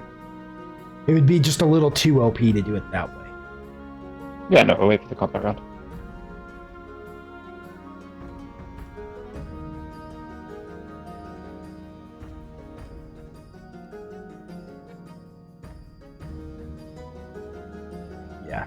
Yeah, but you can still do your buff spells during combat, yes.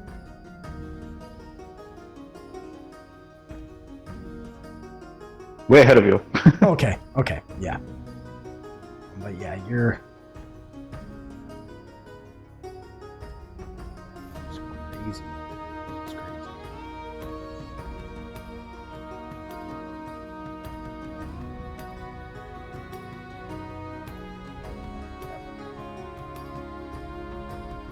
Oh, well, that's why.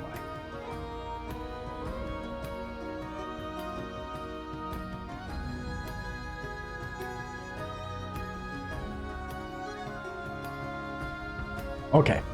I was just checking the movement to make sure I did it right. You know what I mean? I have certain things that are helping me figure out this movement a little bit. All right, so that's Itarion and Sir Solixil. Who's next? That just leaves that just leaves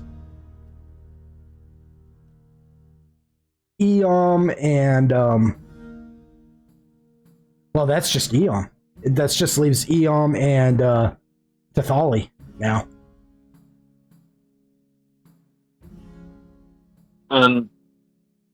I think if anything, Eon's gonna kind of approach, like the door to see what's going on.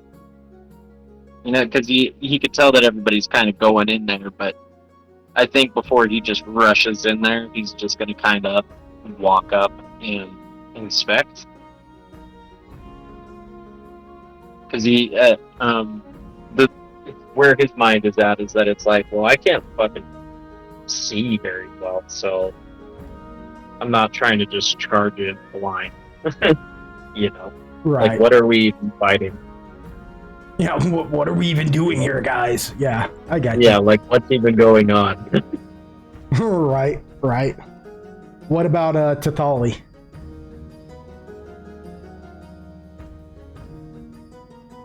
Where does you know what? While Tathali's still thinking, hold on. While Tathali's still thinking, where does Eon want to place himself? Because he's 10 feet away from Lucian, right? He could place himself easily, behind Lucian and see everything that's happening. If that's where you want to put him. Then I forgot about it, but that's it's relevant. But I'll have the lights kind of make like a trail behind Eterran and Sasilixil, so that sort of lights up ahead of you a bit. Behind Eterian? Okay. Yeah, because I was going to ask about that, but I was going to ask about that after Tathali told me what Tathali wanted to do. Tathali, what do you want to do? She doesn't have a very clear view, does she? Not like basically her view is obstructed by the others to what's happening. Like, not that she can't see, but it's not like she has a clear line of sight of exactly. Yeah, it's kind of like seeing like you're a row behind the ring of people around the fight happening type of shit. That's what I'm saying. Yeah, you can see. She just, let me put it to you like this. And because the lights are trailing behind Eterion right now, Eterion has the lights trailing him. Right? Is that what you said? Well, they'd be trailing. Okay, basically, like one of them is on Sasilixil because they're further ahead. But like the reason I said trailing is because like they're all 10 feet apart from each other, so they're trying to spread them out so that there's like light in front and behind, but they can only stretch like about, I guess 40 feet. So yeah, there's like a 40-foot trail like starting at Sasilixil and then trailing behind the rest of the group. Okay, so my question is, okay. Now I have to figure out, because you want one behind Sir Salixel, right? Correct? Well, at them, essentially. Oh, at them, just like directly on them. Okay, so I'm going to do it like this. Yeah, and then... Okay, and we're going to say that light, how much light just one put off? Would you say? No, I'm going to settle this and just search... Well, I think you can determine it, can't you? No, like when I said I adjusted them, I meant I moved them to change the radius. Okay, so torches shed bright light for 20 feet and shadowy illumination for 40 feet. So essentially, yeah, each one's shedding 40 feet of dim light and 20 feet of bright light. And they're all 10 feet apart from each other in a straight line from Sasilixil to the rest of the group. So effectively, I guess that's like that area. Okay, the whole space, yeah, it should be pretty well lit up. Yeah, we're gonna just we're just gonna do that. Okay, I know what to do. All right, cool. All right, with that, good grief. Nope, that is way too much. That is way too much.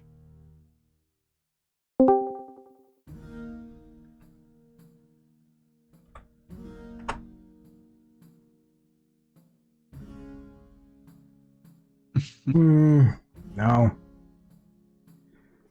Well, we'll figure it out. I know what it is. You guys can basically see in this room, perfectly. We're just gonna say that. Okay? Because I'm tired of trying to, like, get it perfectly figured out. But,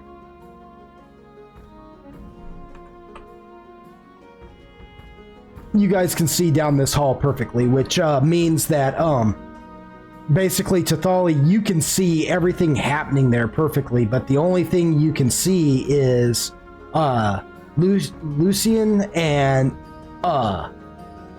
Eom. They're the ones directly in your line of sight. You see Lucian has popped around the corner. You saw him blast. You see Eom position himself behind Lucian. but you saw Takashi run around Lucian, and you saw the twins run around Lucian, and they just kind of disappeared down the hall. You see what I'm saying? Yeah. So you still can't really see what they're fighting, but you know that everybody's fighting now. She'll close the distance, but she's still holding rear guard. So like she probably will make the corner, but close enough to where she's needed, she can pull up to fight. Okay, you want me to place you closer to Eom so you're kind of at Lucian's back so you can at least see around the corner? About like 5 feet. It'd be about like 5 feet back. Yeah. Okay. Yeah, that'll work. Okay. So now you can see this creature as well and see what everybody's facing. Now everybody can see it. And now you saw what frightened both Uwu, and you guys also noticed Crow go taking off as well. So, yeah. Because it would be in Tathali's nature, I will allow you, Tathali, to roll a handle animal to determine some things about this situation. Since you like to observe your enemy before facing off against them, I'll say that that's kind of like your shtick.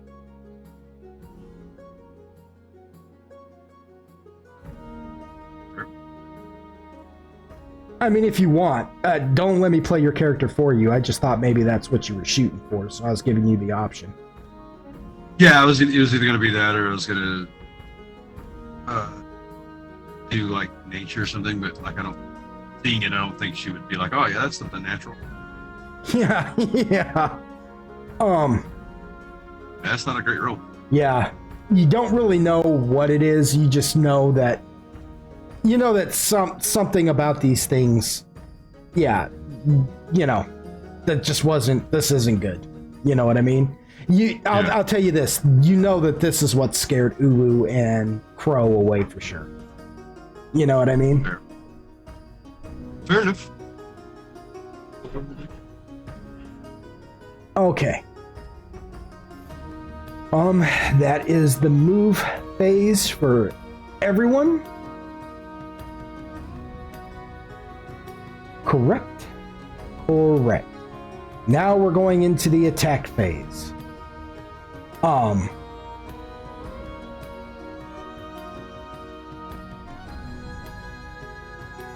Where's the... Yep. All right. I know somebody last time said they wrote it down. Wasn't me. It's 16. All right. I'm gonna set a timer. Right? You guys have 3 minutes.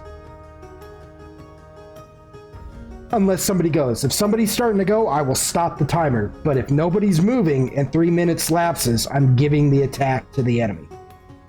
Because you guys, I'm telling you right now, just because I know for a fact, because I know what these guys' initiatives are, they're not going to beat no 16 initiative. So you guys are going to get to do your attack and your move first this round anyways. But with that said, I'm going to start this timer. If nobody has an idea or wants to go, you know what I'm saying? But don't just say, oh, wait, and then get me to stop it and then not say anything. And then, you know what I'm saying? Like, if you stop the timer, have an idea what you want to do. You know what I'm saying? The timer functions like a timer. The timer functions like a timer. Yep, you had something though. You were starting. Should I start the timer or did you have something? So, it's attack phase to be clear. It's attack phase, yes. Alright. Yes, so Silixil is going to cast Bulwark of Reality to up their AC, and Ethereum's going to swing at the motherfucker. Swing at this thing. Okay, what did Sir Silixil cast? Bulwark of Reality, which is just the one that gives them a bunch of AC. Oh, sorry, fucking... Wait, yeah, it is AC, armor class. I've got the right game. Okay. All right. Well, you know what what their AC should be at now, so fair enough. And you're going to have 26. Mm-hmm. Dang.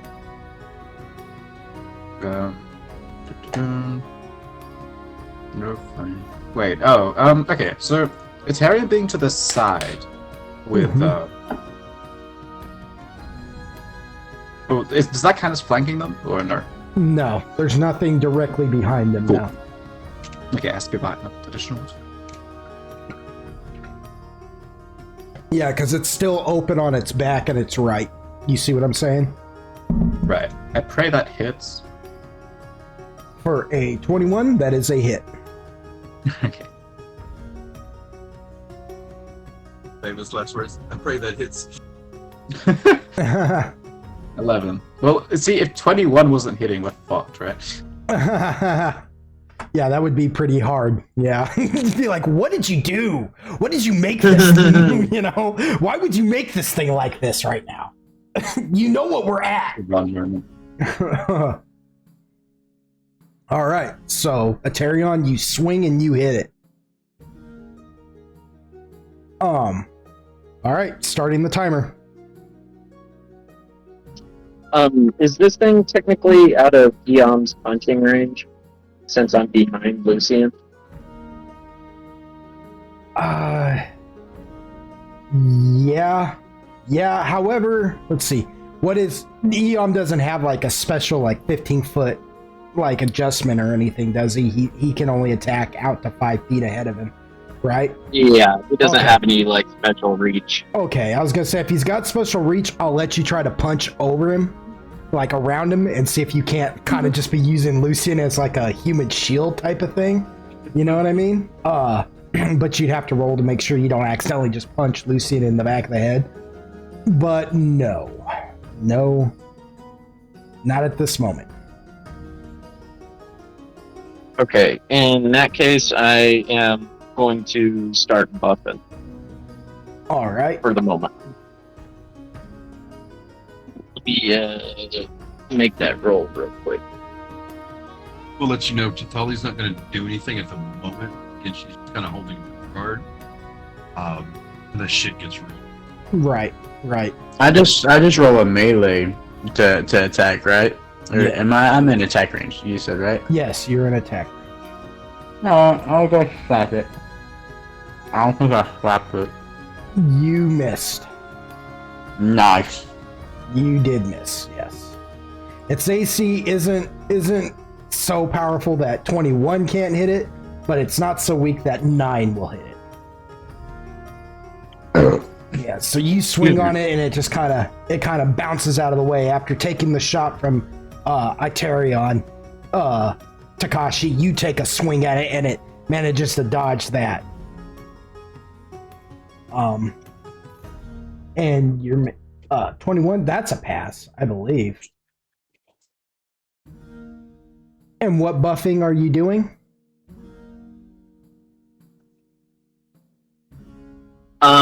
That is my healing and my +1 bonus to AC. So if you're standing in range of me, you'll get like a little bit of healing. I think it's a D4. Let me double check that. Yeah, D4 plus my wisdom, which is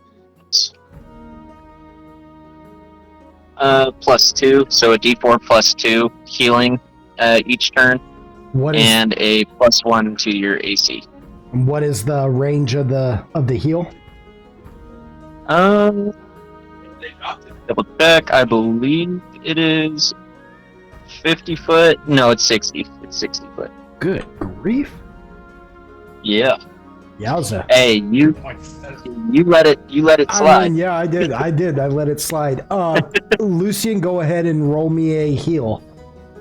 Roll a, what is it? 1d4 you said? Yeah, 1d4 +2.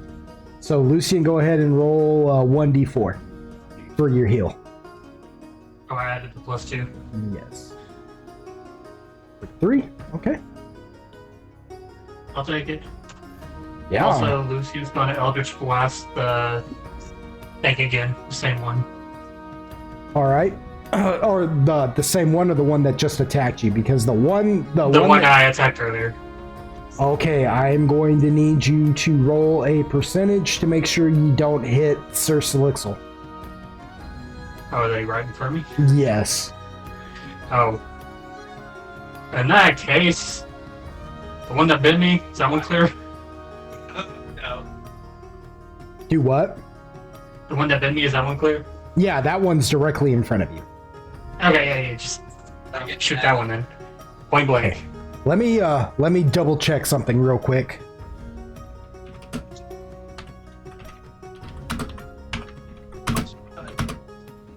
I only get one attack, right? I think that's what it says. Yeah. You should right now at this level. Yippee! I shall be there.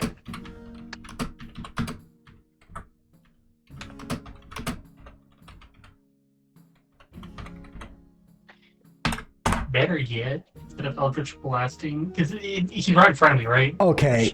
The creature's directly in front of me? Yes. Okay, instead of Eldritch Blasting, I want to stab it with my Athame. Okay, I was going to say, because an Eldritch Blast at melee range, which you are in, will cause an attack of... No, it's an attack of opportunity. It would get to hit you first. Oh, okay, yeah. Alright, now, stab. Stab. Stab. Alright, roll your stabby stab.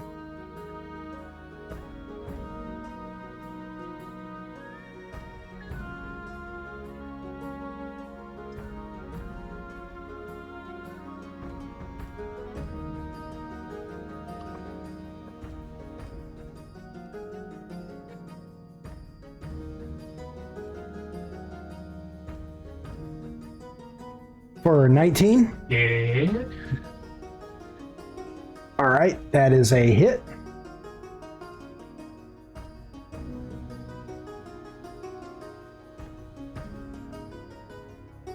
And that kills it. That does it in.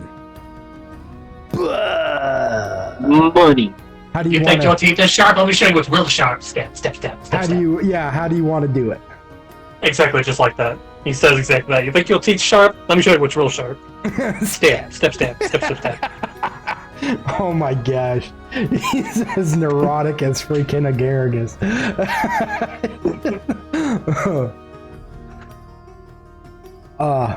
Yeah. He wipes the blade clean and puts it away.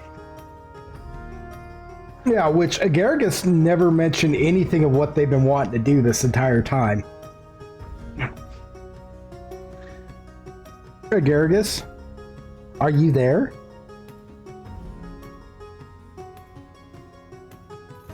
Who? Agaragis. Oh, yeah. Yes. Yeah, you didn't do anything during the move phase, or I skipped you during the move phase. I forgot to even ask you what you wanted to do. And and we're in the attack phase now. During the move phase, did you just want to put a shield on somebody? Or what did you want to do? That's what I was going to do, and then Spore Burst, but I mean, it was taken care of. Well, you could still put the shield. You could still put the shield on somebody if you want. Oh, yeah. I don't know. I've inputted. I just didn't think about it until the attack phase. Yeah. Well, that's my fault. I shouldn't have skipped you. I'm sorry. I just you were so quiet. It was just. Ugh. I forgot. I know it's my fault. It's not your fault.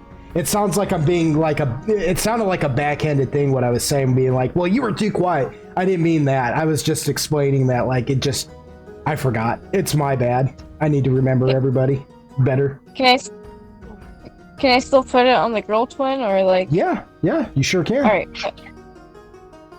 Yes, you may. Okay, so she's got the coverage now. Okay. Shielded. Boom. Bang. Got you. Alright, so she's got a shield on her. Okay, so and you can still try an Eldritch Blast the one in front of her. You'll just have to roll or not Eldritch Blast, but Spore Burst the one in front of her. You'll just have to roll to make sure you don't accidentally hit her if you want. Okay, I'll go ahead and do that. Okay. Roll a D100. It's a 50-50.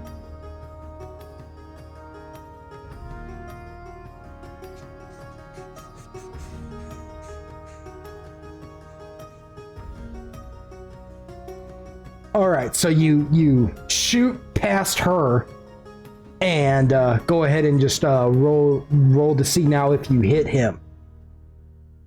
Roll a range touch.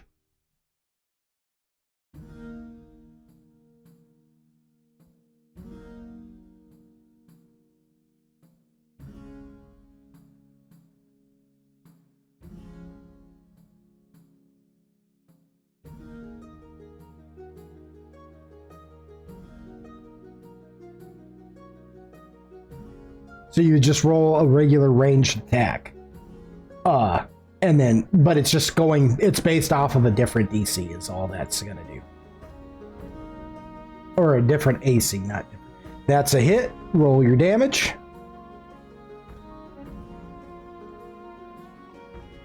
For 12, and that kills it. And that offs him as well. How do you want to do it? How does that play itself out?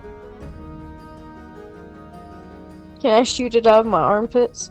Oh my god, yes. Yes, you can. Carry boys. Oh no.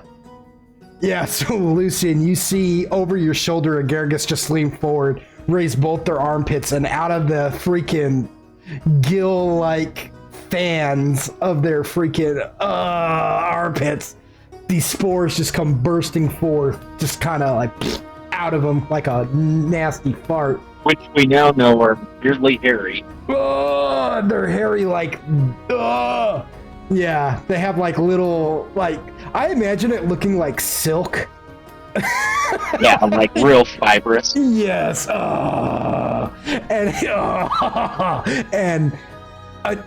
Sir Solixel, as you're running towards it, first of all, you feel the shield just boom over your body, which you can do with that what you want. You know what I mean? Because it like fades in for a second and then vanishes, you know? It's like boom and then vanishes, so you know something's been cast on you. And then you watch as these two spore clouds, because they came out of each armpit, come flying out and then converge on this creature in front of you, hit it, inhale in it, and burst it from inside out and kill it. And we're gonna make there is one addendum to this dance that you can do for 60 feet. It's gonna work like all the other buffs work, though. In other words, because it's a dance, they have to be able to see you dancing in order for it to work on them. So it's like a bard singing. You have to be able to hear the bard singing. You have to be able to see you dancing in order for it to work. What a lame nerf. Not Hey really. guys, look at me. Not really. Not really. Yeah, totally lame. Look what I did. No. That's how it works with every other person's buff in the game. Like, you always have to be within some kind of range. Not the Marco's aura. I mean, you got to be within its hearing distance for like his singing. But Yeah. For his singing and things like that. You have to be within the... Yeah. Or like when a cleric heals, they have to be able to get to you to put their hands on you, you know, to be able to transfer the heals and things like that. Like, you have to be within some kind of... No.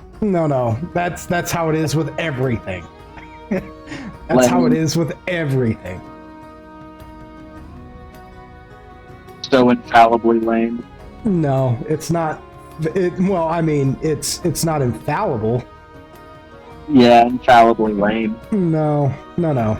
You know what? While I'm thinking about it, it's 20 feet now. Oh, we're at it. Go fuck yourself. Yeah, yeah, while we're talking about it, now that you got me thinking about it, you're right, I did. But you know what? Sometimes you'll come up with ideas and it'll be like, yeah, let's give it a try. And then you'll be like, no, you know what? I don't like that idea. And there's always time to go back. That's the beauty of D&D. No. Now it's for 10 It's already feet. written. Oh, what is that? Do I hear a 5? Not even close. A but- 0.1? Eat my Should we, shorts. should we have started the timer on the discourse banter? Yeah, what I'm yeah, no kidding. How long are right? you two going to fight over this? Jesus Christ. Yeah. So now, As long as I can. yeah, Until I get my Taking way. a shit and fucking which got means something to eat in the meantime. which means from like now till like forever because it's not gonna happen. All right. So, but okay. With that said, so the dancing would naturally stop then because I imagine as soon as that last one is dead, you're not gonna continue dancing. No, yeah. Yeah. Okay, so you guys have effectively killed everything down this hall now. Yeah, and what you're staring at now is a pair of these well, because you can see perfectly down this hallway now because of the way the twins' lights have spread out now. Because they're no longer so much worried about. See, earlier it was only going to about 10 feet, simply because they were trying to not bathe you in light, but so they were positioning themselves in such a way that it would not hit you, but now they've spread out to make sure everybody has plenty of light. You can see perfectly down this hall. So the hall itself stretches, we'll say from the wall where Eom is actually at, all the way to the next wall. It's about it's a 60-foot hallway. Sir Solixel, you're actually at the first bend in this hall. Off to your left, you can see another hallway that stretches down about 50 feet to a doorway. All the way down to the end of the hallway, you can see another bend, another hallway that goes off to the left that stretches down to nowhere. But in this hallway in of itself, off to the right, about, again, from pretty much where Eom is at the wall, at about 40 feet, you can see a door that goes off to the right. There's just a doorway there on the wall. No hall, no nothing. There's just a door right here in this hall.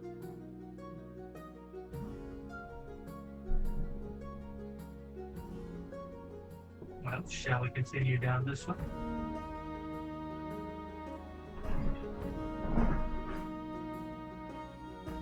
Lead the way.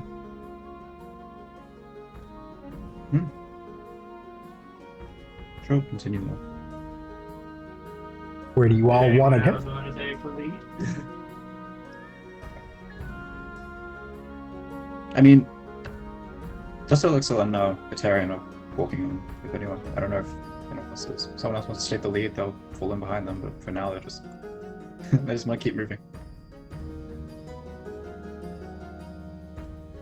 So they're just walking off on their own right now? They sort of look behind, like, you know, to see maybe to Solix raises a question, I'd be like, you coming? Yeah, they seem gonna look to the group, rest of the group, and be like, alright, I guess we're going this way. Where are you guys going? Precisely. To the door. Down the hall. Yeah, I thought it was the hallway. Yeah. Okay, but you want to go... Okay, so my question is, though, do you want to go all the way down this hallway to the next hallway? Do you want to go down the hallway that Sir Solixel is looking at, or do you want to go to this door that is in this hallway? I guess is what I'm asking. Hard to map out in your head, but just down the hallway, I guess. Kind of like the direction we're already going, if that's quantifiable. Like if we went straight left last time, then like straight left again.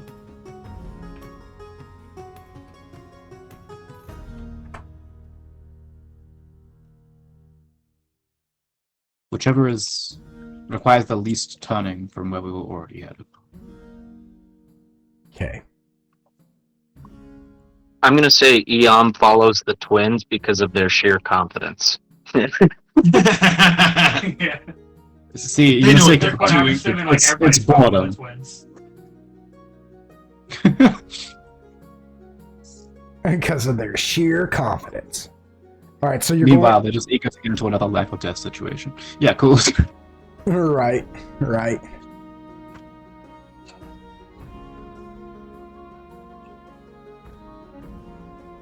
What the heck? Why doesn't it? I don't know. I don't know what I'm doing. Okay, it doesn't matter. Yeah. So you're going, okay, so to be sure, you're just going to the door that's in this hallway, right? Did I understand that correctly? Yes. Okay. Yes. Okay. It just cracked me up because it threw me off. I was like, I'll just go with them because they know what they're doing. Oh yeah. We know what we're doing. Okay, so yeah, they said. So they say. So you guys go up to the door now. Eom follows behind you, I'm guessing. Because he said, yeah, he's with them because they have their confidence. What is everybody else doing? Just same? What was the question? Is everybody else following, like Takashi and Lucien and Agargus? You guys are all just following suit with the twins, right? Yes. Yeah, I figured as much, but I wanted to double check, and you might have said so, but it's easy for me to like miss some of what everybody's saying. You know, You just see Tathali just kind of like pop out of the invisibility, just kind of following along. Right. Is Tathali still keeping her distance? Yeah, she's just like 5 foot off since we're just moving normally, but just still kind of holding her guard. Okay, so you guys make your way up to yeah, I'm gonna just say Tathali's still at that 10 feet then. You know what I mean? But you did say she came out of her invisibility, correct? Yeah, it's about to. Okay. Alright, just making sure. You know, I don't wanna be that guy. Oh, you are that guy. Yeah. Sometimes I gotta be. It's the curse. So Sure, looking on that. So here we are. So Itarion and Sir Solixel, you guys are standing at this door. What do you guys want to do? Because you're the two up front now. I guess our client would be mad if we kicked it down. We'll just open it and peek through. All right. So you go to try the door and it's locked.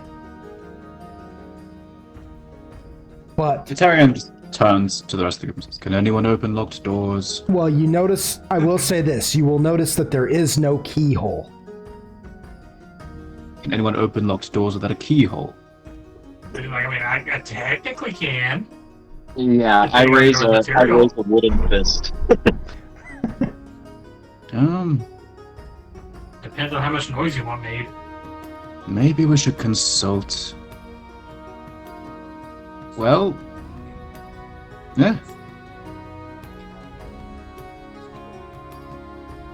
Well, Is there any reason to believe that the Shadowfell creatures can move through things like this? Because if not, then they're probably not in here, right?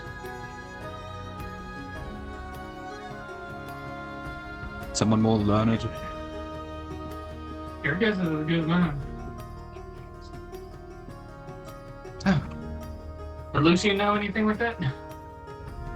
Roll a knowledge of the planes. If you have it, roll a knowledge of the planes. Well, I'm pretty sure Lucian has that knowledge. What is your total for knowledge of the planes? What modifier are you working with? 1. Okay, well, good luck to you. Yeah, I'm gonna say the DC for it is 15.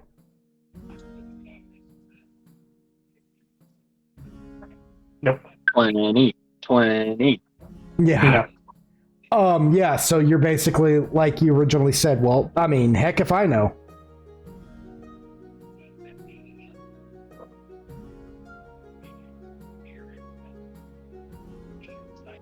Eon raises his other wooden fist.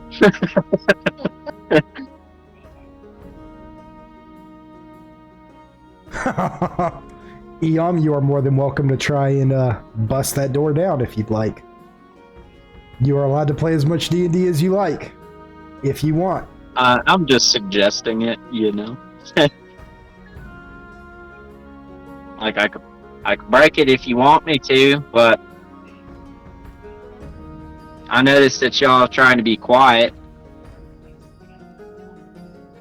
So it's sort of shrugs him. Oh, we don't really care about being quiet. The other one was. And then I waste no other time, and I punch the fuck out of the door. I'm Just, just like, try and knock it quickly right down. Pass like out of the way as he fucking shots her. It's like shit. Yeah, I'm gonna say you guys get up out of his way, like you push everybody back and get up out of his way, and Eom, you just get at that door, huh? On second thought, right before I do that, is the door made out of wood? Did you say? Yes, these doors are made out of wood. Okay, well then I'm just gonna. On second thought, you know, he like goes to punch it, and then he's like, "Hold on, this door is made out of wood." And I use shape wood and make it small. Huh.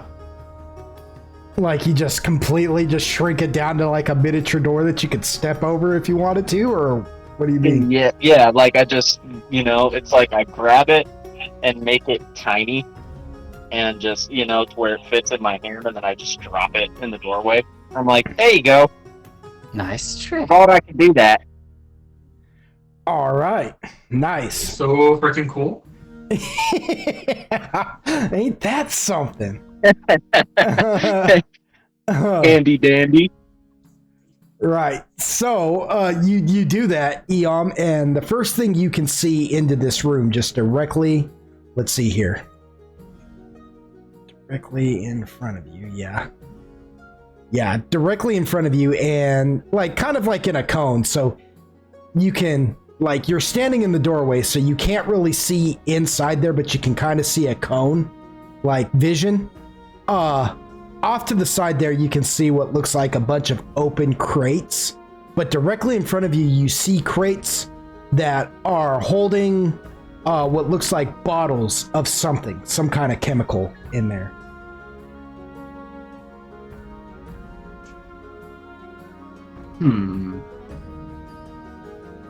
And Eom, because you are the closest, go ahead and roll me a listen.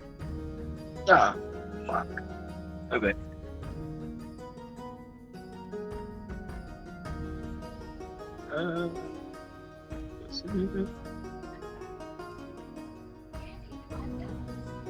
I don't hear dick. Not necessarily. Not necessarily.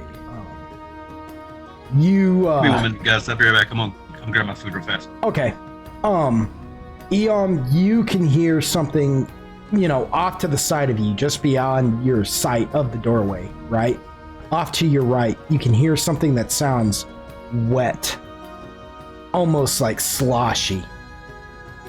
No. You know, but heavy at the same time. Almost like the sound of like a wet noodle slapping the ground. Or like an extra juicy jello mold. Just Disgusting. Yeah, I'm gonna take a step back from the doorway, you know, just kind of like, I don't know, not necessarily like scared, but like startled, I guess. And he's gonna look back at everybody and be like, do you guys hear that? Or is it just me? think there's something in there. Lucian would like to try to listen. Okay, just from where you're standing? More up closer. Okay. How close to the door do you want to get? You want to just get right up to the door? Because Eom stepped away from it.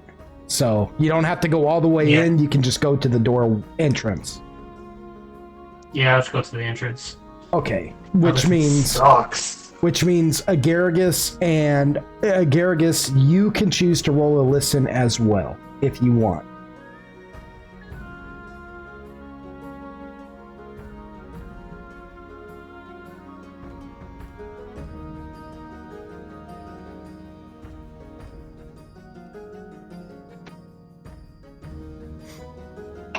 Oh yeah.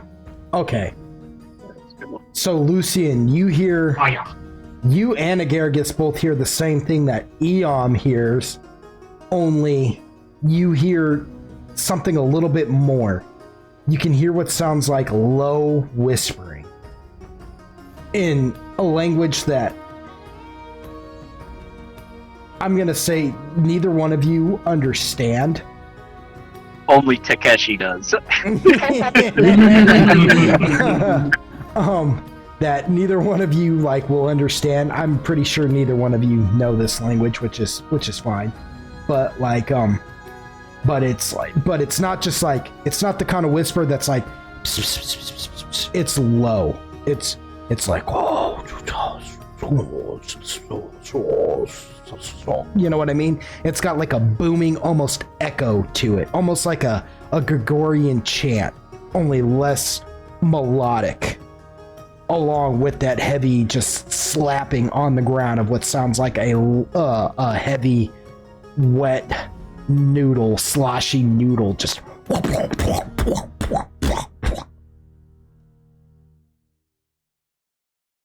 yeah. Fucking terrible. Yummy.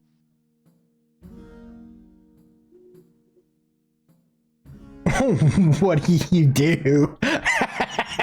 Lucian kind of looks up to Agaragis and is like, thoughts? I'm gonna move up to the door beside them and try to listen as well. All right. Garrus is like, I don't know. Something sounds a little fishy in there, or like off. I don't know. It was weird. Fish? Where? Takashi, you can hear the slapping as well, but it's just less defined to you. You know what I mean? To you, it just sounds more like a slap, but you're having a harder time making out the sloshiness, the heaviness of it. You know what I'm saying? But you can hear something slapping around in there. You know what I mean? I don't think what we're looking for is in this room. I think we should move on. And I'm so sorry. Agaragis, what did you say in response to Lucian? Because I completely cut you off. I am being such a bad DM tonight. What did you say? I'm sorry. I don't think I said anything. Yeah, Lucian said something to you and you responded to him. Oh my gosh. I heard what they said. What'd you say? I missed it is my point. Like I just completely cut her off and in response to what Takashi was doing. What did she say, Lucian, if you remember? Something sounds fishy in here, and Lucian said, "Fish where?" Oh yeah. Interesting. See, Our short-term memories, Max. I gotta shut up for good character building moments like that. You know, I'm depriving the audience at home because I can't let everybody just take a turn. I'm just not being a very good DM tonight. I'm sorry, guys. So, you know, everybody's got an off day. Yeah, but that's where you guys are at, though. Like every person who's been at that door has heard the slapping noise. Some a little bit more defined than others. So, and like I said, Lucian and Agaragis, you guys can hear that it's talking, whatever it is. I'm gonna take a small little peek. Okay, you want to try and like All right, roll me a move silent. DC for that is 15. Oh yeah, we ain't hitting that, John. Just like to say, I have a -3. Yeah. He's gonna watch them walk forward and then back away.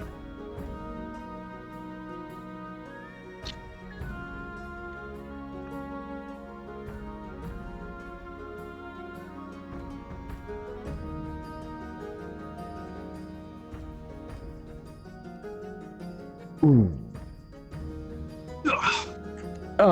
Dragons, to your question that I'm seeing right now, Yes. I don't know. I'd have to look, but just go with it for now. You know what I'm saying? I don't know. Yeah, I remember. It might have something to do. It might have something to do with the type of material. Plus, it could be specially made and yada yada yada. Yeah. You know what I'm saying? So, Yeah, and I also remember there was a couple of iterations of this character when we first doled a lot of that stuff out. But I was also like, it won't become relevant anytime soon. Well, I'm gonna try to keep it from being relevant because you already know how I'm trying to run it. Yeah. Oh, I got you. Of course. So Takashi, you peek around the corner there, and I'm only going to show you this in your messages, what you see. But I'm going to need you to roll me a sanity roll for this as well. Yes. Cause you done did it now, my dude.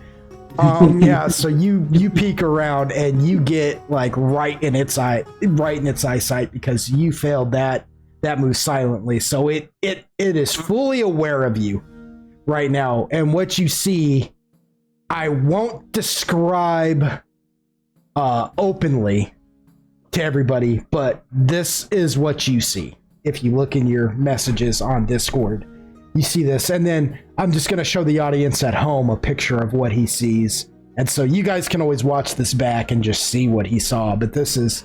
Come on now, share with the class. No. No.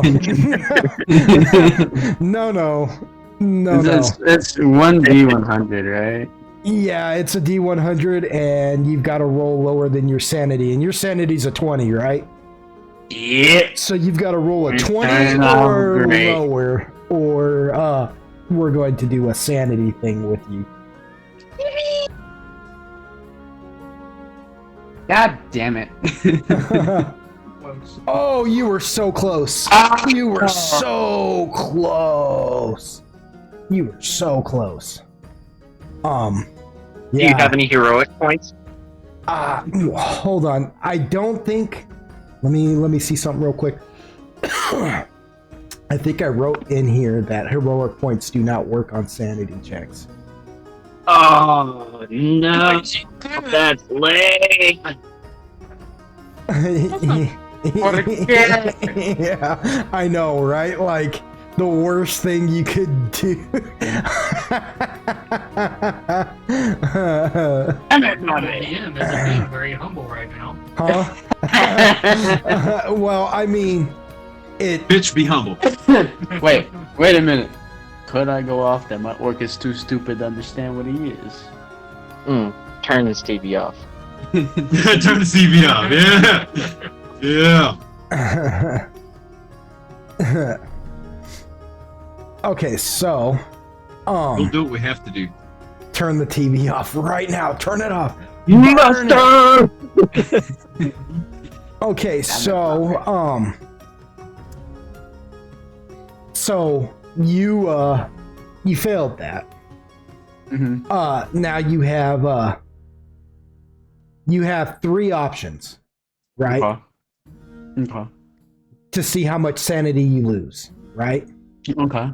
Your option 1 is expected fate, and you can roll a D4, a D8, or a D12 to see how much sanity is lost. I must decide that situation depending on how bad the situation is, right? Okay. Or so I'll decide. So you can go with expected fate and let me decide on whether or not you're gonna roll a D4, a D8, or a D12. Is basically what it is, right? Okay. You have disturbing situation. Oh wait, no, my bad.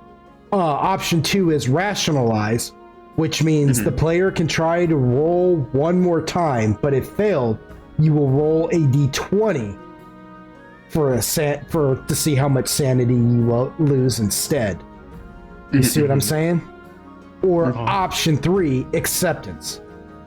Okay. Oh, wait, nope, here we go. This is where it's at. Which means you can burn heroic points, if any, and if you have enough to win the roll. You see what I'm saying? So acceptance means you have to use your heroic points. So I did not have it to where heroic points won't work. So you can win this roll right now by burning your heroic points, if you wish. If I had any heroics for Takashi. You should have. I gave you guys heroic points the last session. I gave you each 5. Did I not write it down? I don't know. I did not write Well, it down. you didn't write it down, so I guess you don't have them. See? That's how it goes. No, I'll let you get away with it this time, but, if I give you guys heroic points and you don't write it down, I'm not going to remember it for you every time. Or I may just choose not to tell you. Because I'll be like, no, if you don't do your homework.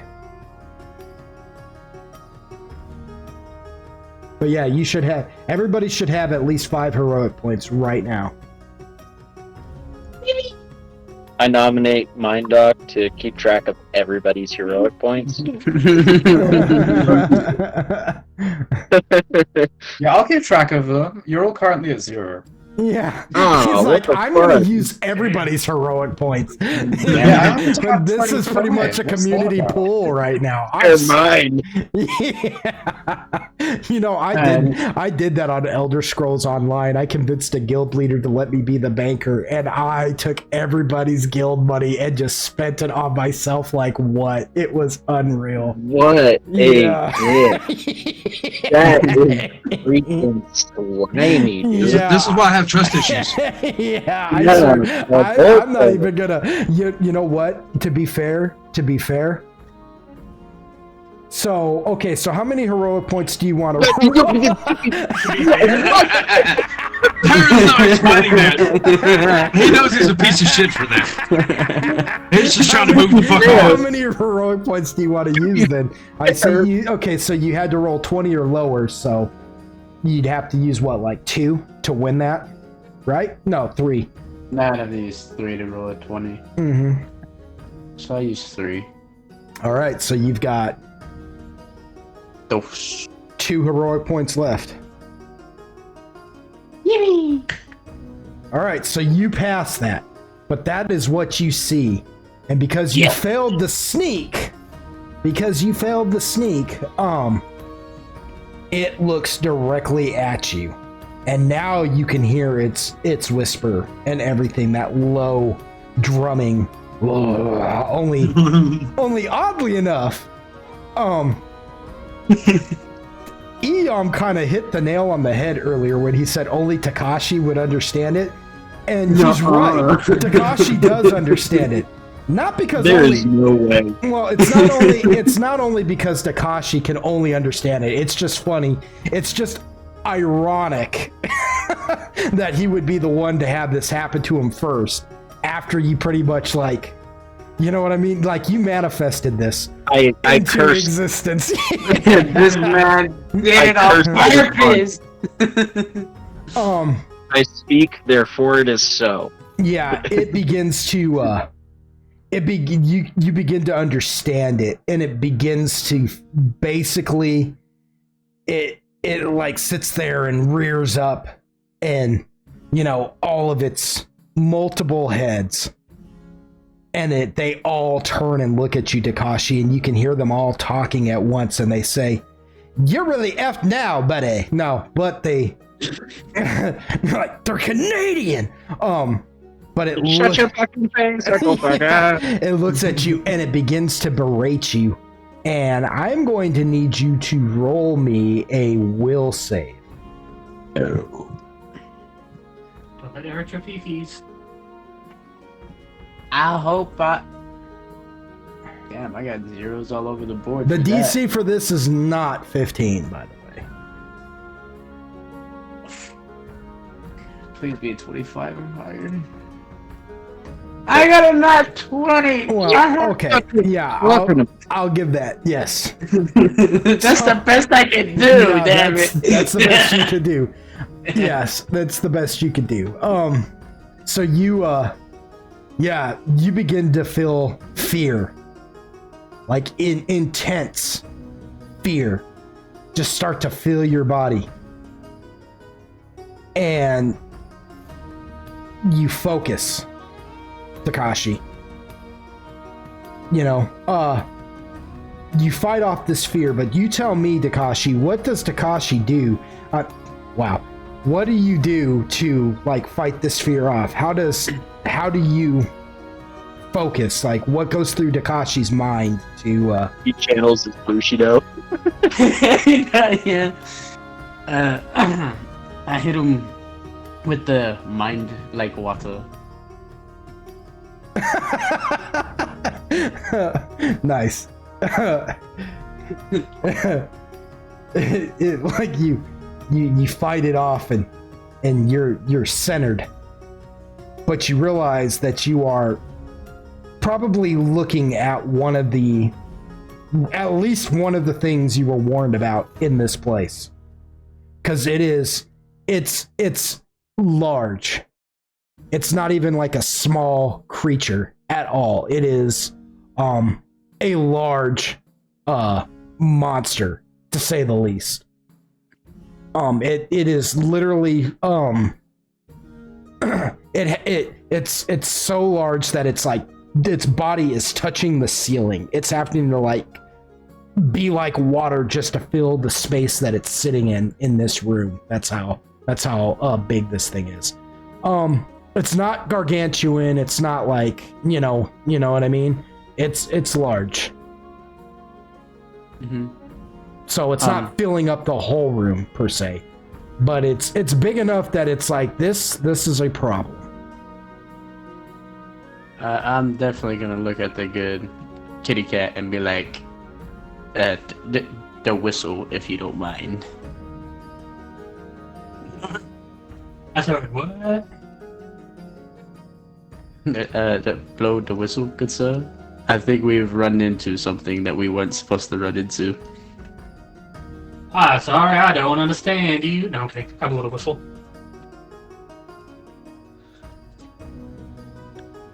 All right, you blow the whistle.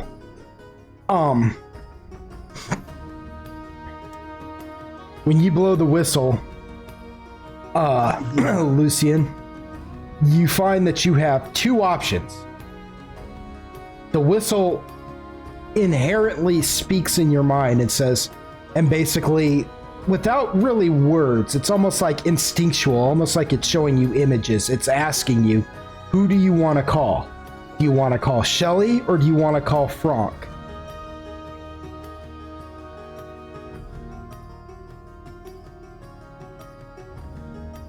And you are locked in on this right now.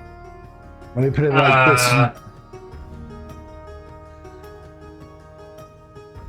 I guess Shelly? Okay, so you call Shelly in. You select her and it plays a certain kind of tune for her. It's all and Shelly comes phasing through the wall and she looks at you guys and she's just like, what happened? Did you find one? Lucy's just gonna point to the room where Takashi is and like, I think he did. He's panicking and asked me to blow the whistle. She says, oh no. And she goes rushing in there past everybody. Again, Takashi's really the only one who witnesses this. Takashi, you watch as Shelly comes running in there to stop this thing. And she stops and sees what it is and she says, oh no. Oh no. And she yells and she says, you should have called Franck, as you watch as one of the tentacles of this beast crashes down on her and just completely dissipates her. Just... She's a ghost!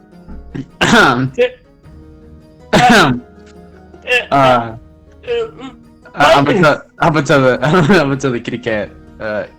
Is there another one we could call? Well, you begin to do that, but now it's irritated, and you guys are in combat with it now. Yippee!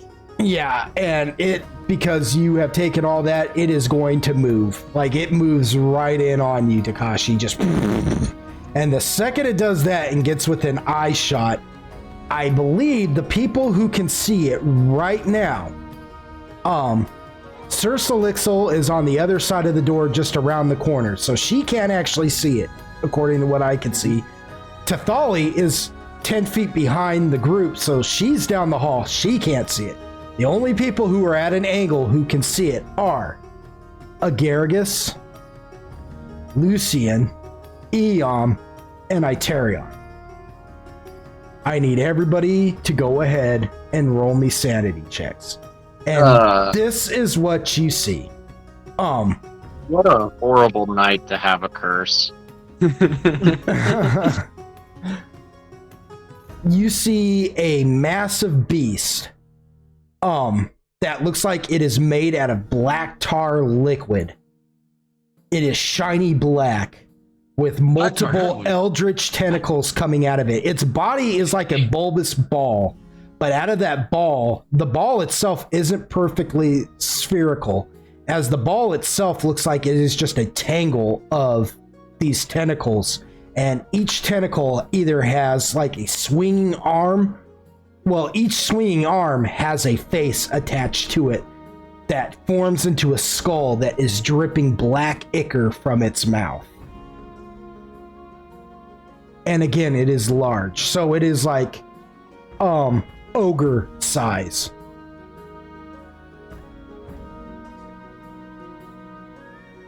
Unfortunately, those things exist in real life too. It's a D100, right? It's a D100. Oh yeah, good. Nice. Bro. Okay. No. So, Oh no. This sanitarian has to Oh no. roll this as well. I do not have enough heroic points to sink that. No, you don't. So what's the kitty cat's fate? Agaragis, did you fail or succeed?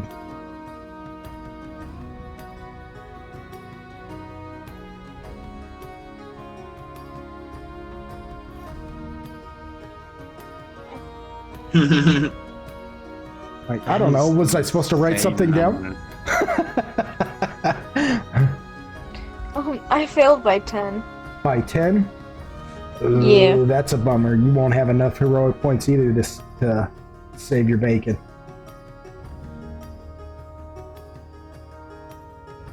All right.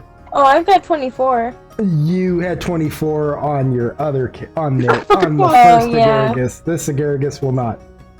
They don't transfer over.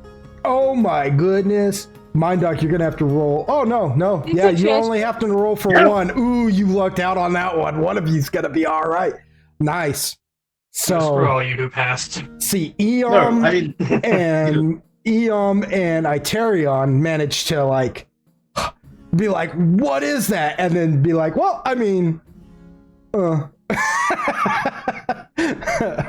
could probably die. yeah, it should just die. We should just kill it. Lucian and Agaragis, however, both of you are going through a serious issue. A serious issue right now. You don't say. Yeah. Okay, so here are your options. You ready? You cannot do acceptance because neither one of you have heroic points to burn. So you can go through, and I'm going to tell you right now, this is a horrific situation. So you will have to roll a d12 to see how many sanity points you lose. But you can let me choose that for you in expected fate, or you can try and rationalize and see and try to succeed one more time. But if you fail, then forget it. You have to roll a d20 to see how much sanity you lose. So it's up to you. You want to go with expected fate and roll a d12, or do you want to try and rationalize and see if you can succeed?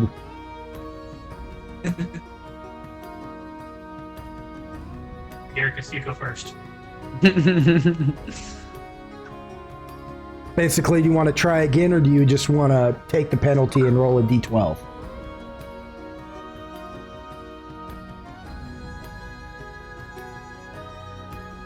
I'd like to roll again.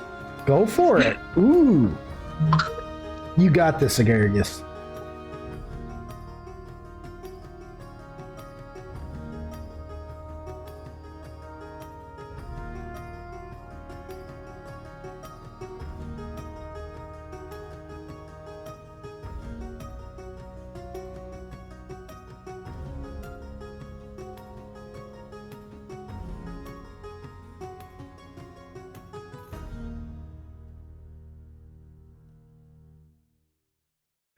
Oh my gosh.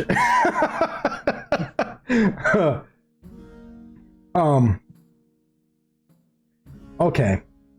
And Lucian, what would you like to do? You want to roll a d12 or try to succeed? Or do you want to mulligan? We're going all out. All right. Yes. So you made it? I made it. All right, Agargus, roll me a d20.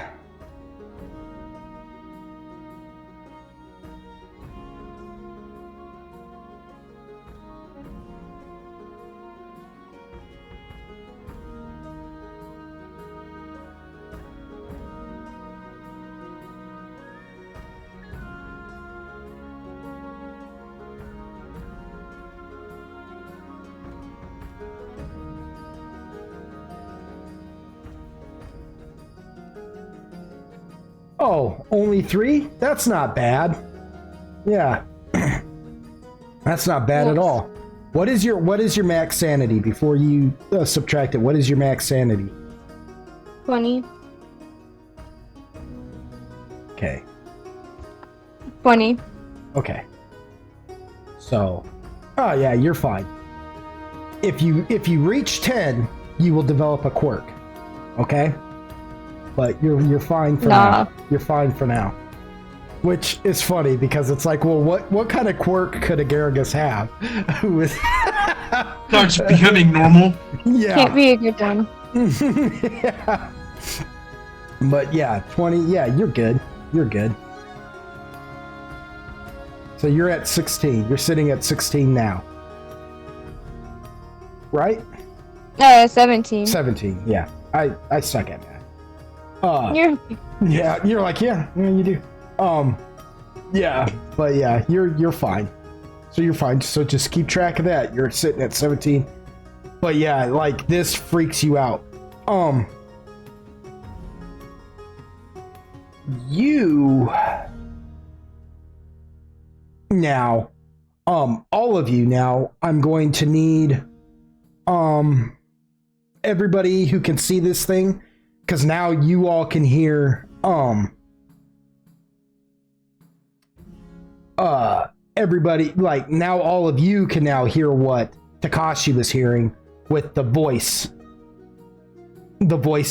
just coming at you, just whoa, you know, talking to you in some foreign eldritch language. I need everybody to roll a will save.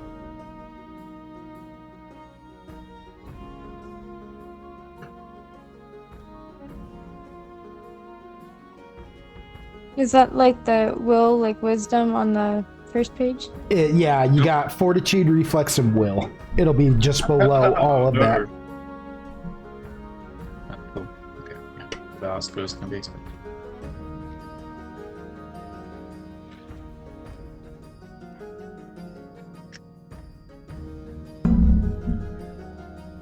Yeah, this, yeah, just waiting on Eon.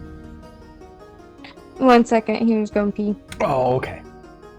Well, I will say everybody has failed so far.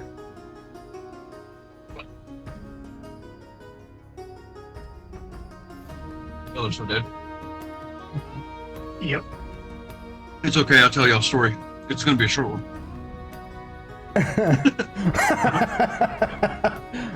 And Eon fails. All right, so what is effectively going to happen at low level D&D? It is like survival horror, y'all. The best way I heard it described one time was it's like survival horror. Like it is just a series of I'm trying to survive some of these worst things that I can run into at times. So with that said, everybody is going to try and flee from this thing. But irrationally. You know what I'm saying? Like it is just going to be this irrational thing. Everybody's going to go at least 30 feet from it. So, let me do everybody's movement here real quick and just figure out where everybody's going to go. Okay, so Eom, you turn and you run away and you run down the first hallway in this hall that everybody was that Sarsalixal noticed when you guys were in this hall. Like you just boom start booking it down this hall, just poof, away from the group. Itarion, you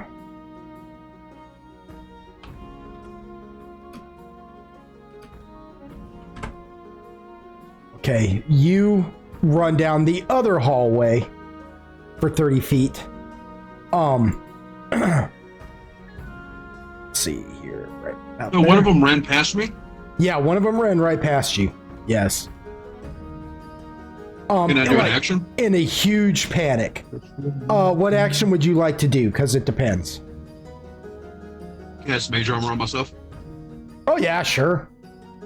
Out of reaction to that, seeing that, yeah, you're just like, because they look terrified. They're like yelling and screaming in horror. You know what I mean? Like they are utterly freaked out right now. Yep. Yeah. Lucian and Agargus. Okay, you guys go.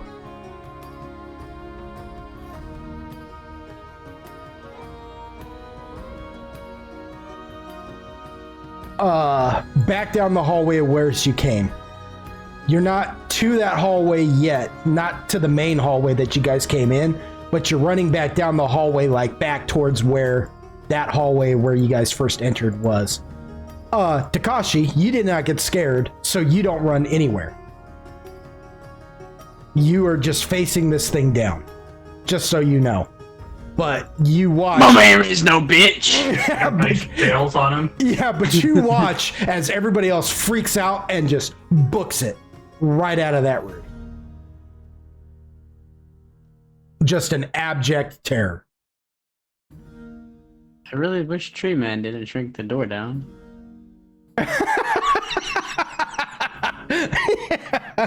You were all really fucking cool about it when I did it. Just a few minutes ago, it was like, oh, way cool, Eom. Thanks, Eom. That was fucking sweet, Eom. Now it's like, what the fuck? Well, you know what? Either way, the fucking door was gonna be gone. I could have punched it down or shrunk it down to the size of a stone. Did we try pushing it open for chance?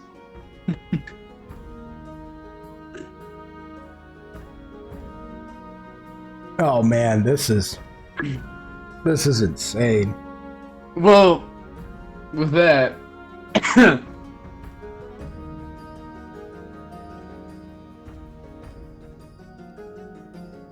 Yeah, I'm gonna start the timer if nobody thinks of anything to do. Here we go. I mean, last I knew, I was running away in abject fear. Yeah, So I'm just talking about the three who are good. We have Takashi. Oh, okay. We got Takashi. Yeah, we'll get to the three that are freaked out, or the four that are technically freaked out here in a minute. But we have, so I won't do the timer just yet, just to give you guys some clarity on what's going on. We have Takashi, who is currently facing down this eldritch monster.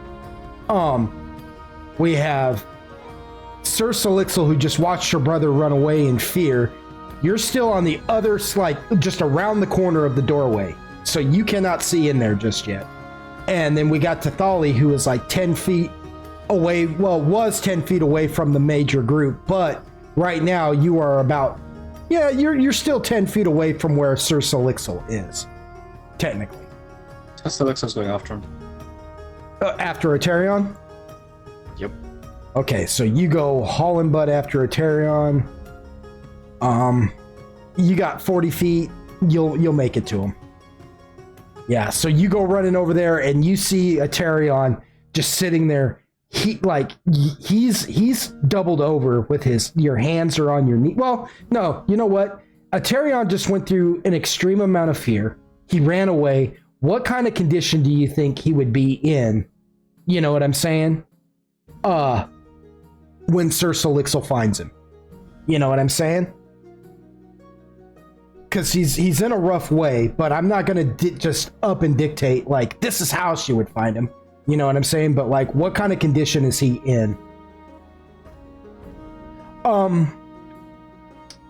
No, not in this case, no. Okay. Yeah, not like that, no. It would if it had, like, killed him or something, yes. You see what I'm saying? But If it's meant. Either way, yeah, I mean, I think. Well, no, it wouldn't. Okay, I was about to just kind of be like, well, we could do something interesting. Like the closer she gets to him, the more meldish they get. But I'm not going to go through all that. That's crazy. But no. Okay. Technically. Well, yeah, he's run away. He's just like huddled up. Like he's like crouches down, just like whispering to himself and Galvin. Like it's not really apparent, probably what is going on with him. Yeah. So he's like visibly shaken, like he can't see it. Yeah. I will say, if he had wanted to, and I should have given you this option, he could have transferred it to her. You know what I mean? I think you had that option. I think that's the option you went with, like being able to transfer damage and things, but I didn't think they even asked you, because I didn't figure that would be something he would do necessarily. No. You're like, nope, you take it. Get out of here. So, it just didn't even dawn on me.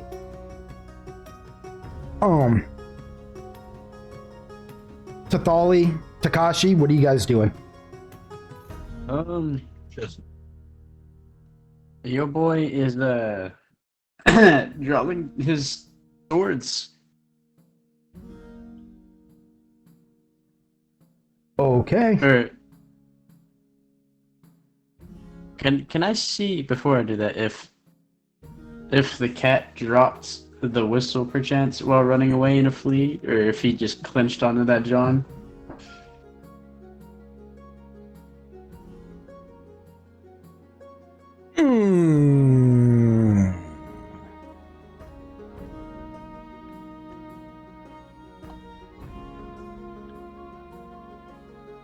Huh.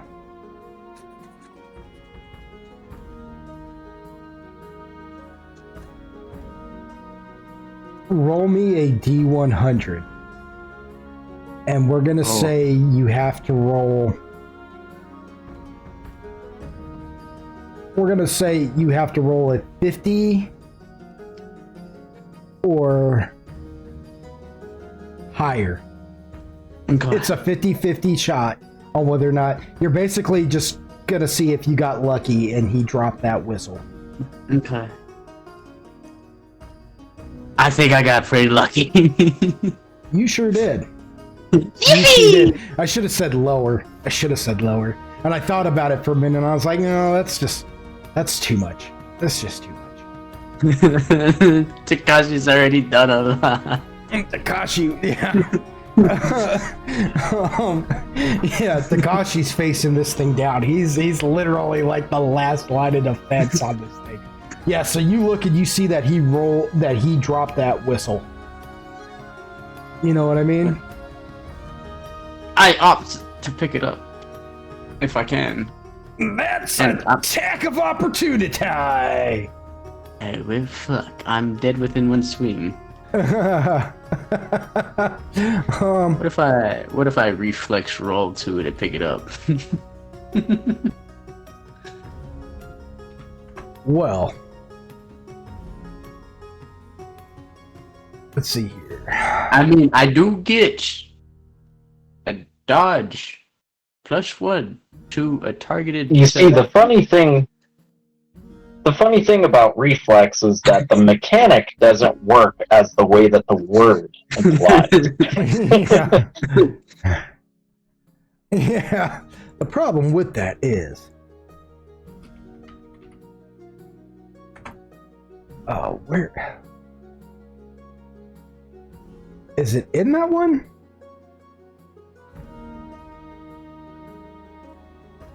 Nah, I just want to know if I'll be able to pick it up or not.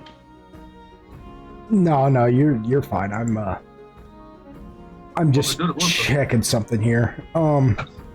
There it is. Yeah, I believe it's in that one. Yeah. I'm just checking something real quick. I actually want to see something here about it. About the monster? Yeah, actually. Yeah. Why? Because I'm a real jerk. Yeah, I know. Get the fan off with it. I'm aware. Okay. All right. Well, no, I was curious. I was actually really curious if it does hit you one time, is it going to kill you? You know what I mean? But it is going to roll for its attack. Please get like it. Actually, let me check my AC real quick. Oh, it's probably going to hit you. Please be a fucking 18 or lower. Yeah. It hit you. It did hit you. I was seeing if it had any real effects, but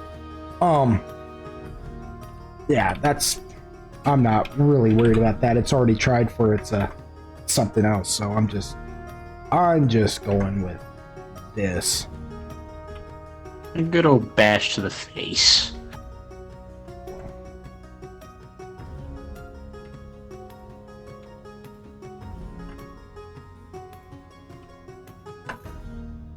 Yeah, so my AC right now towards that target will be 19.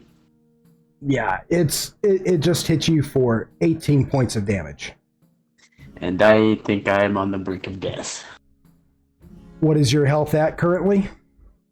It says 21, but I don't know if that's right. Well, you've had time to heal because you slept. So if you haven't taken any damage since then, and 21 is what you had written down, then it is 21. You see what I'm saying? Well, shit. We're 4 points from death. Yeah. If I'm being honest, it could have killed you just now. It came really freaking close. I am 3 points from death. It could have downed you. Yeah. Not necessarily killed you, but it could have downed you. But it does. It whips out one of its skull heads and just freaking boom slams you. Just slams right into you, hitting you up against the wall. However, I will say once you hit the wall, you do buckle down and grab the whistle. Yippee!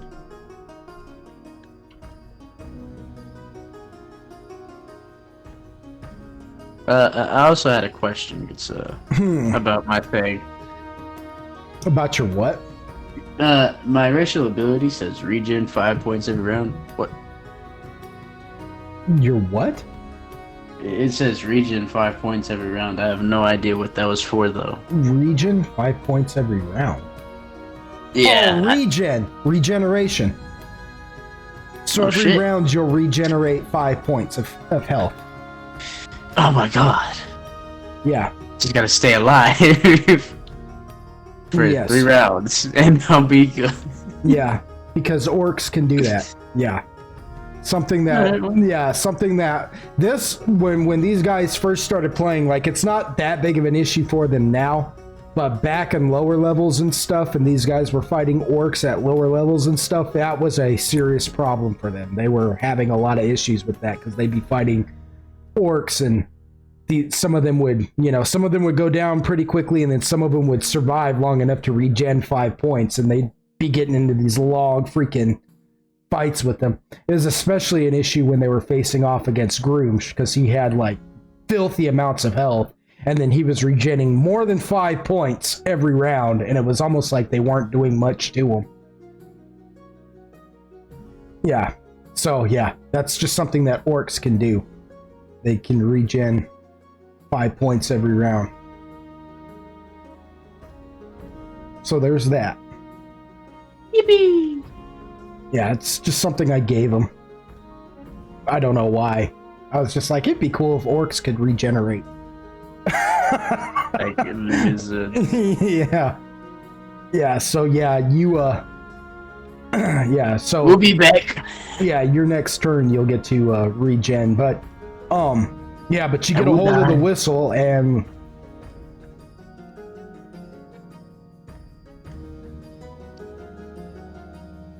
what happens? A lot of silence happens.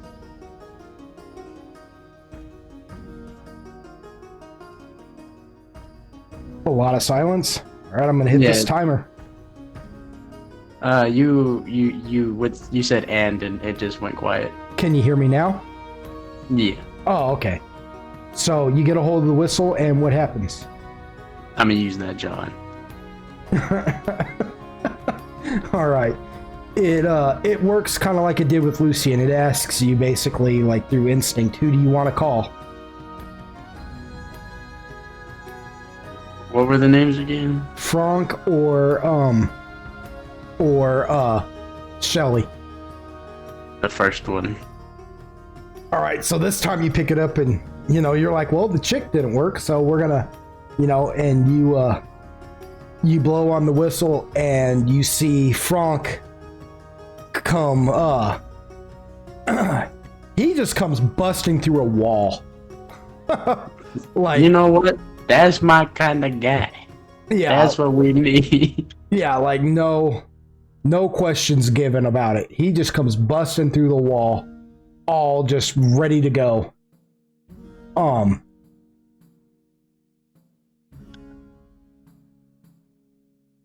As ticked off as you please.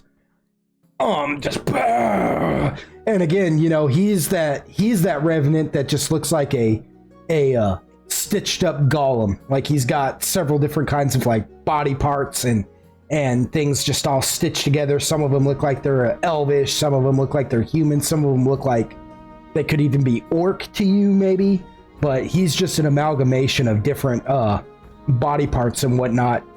And he comes busting through there, and he sees the beast, and he's just like,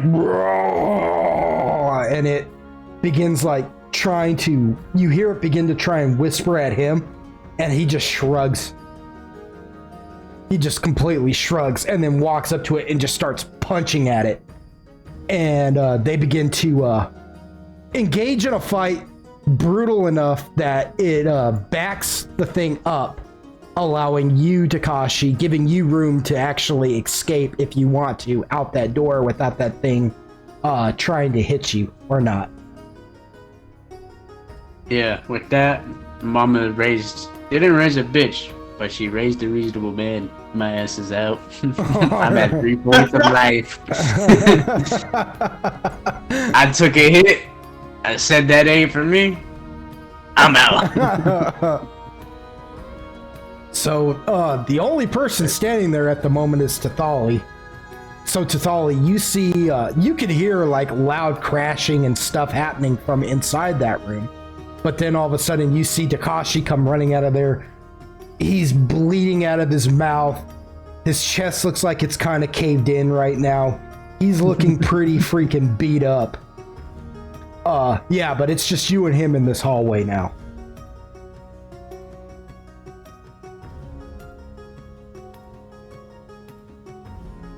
So it's just me and Takashi? Yeah, it's just you and Takashi. And he looks like hammered dog shit, more than normal? Yep.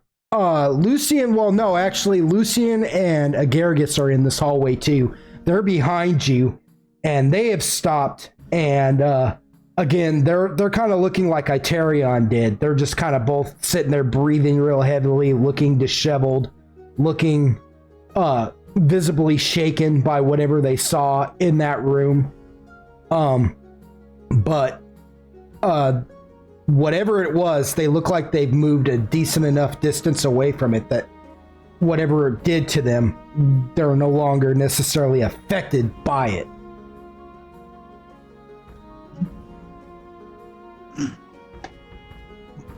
So I look at his stupid ass like, what the fuck happened?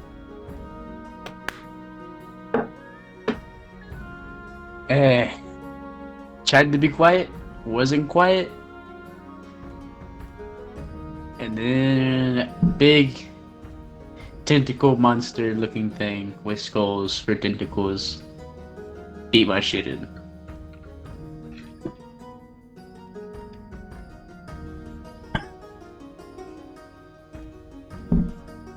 And you decided running this way, bringing it to me would be a good idea.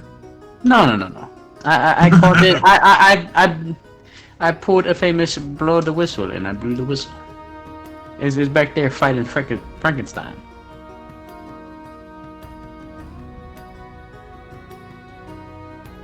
Do we help or just?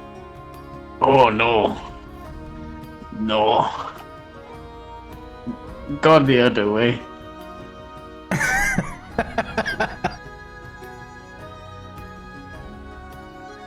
Shrugs is like, okay. While you guys are having this conversation, the sounds of chaos abate with inside that room.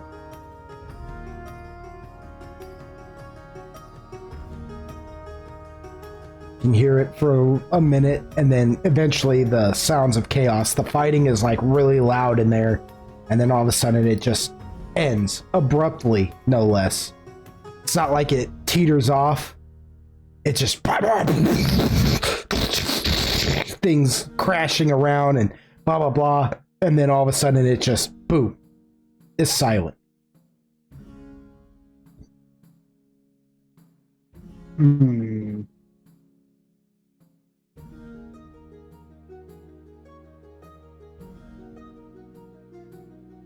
to find the rest of the party. Speaking of which, Eom, what is Eom doing? What kind of condition is he in now? You find yourself in a hallway that, behind you leads you back up to the hallway where you fled from. But in front of you, at least 35 feet in front of you, you see a door to another room.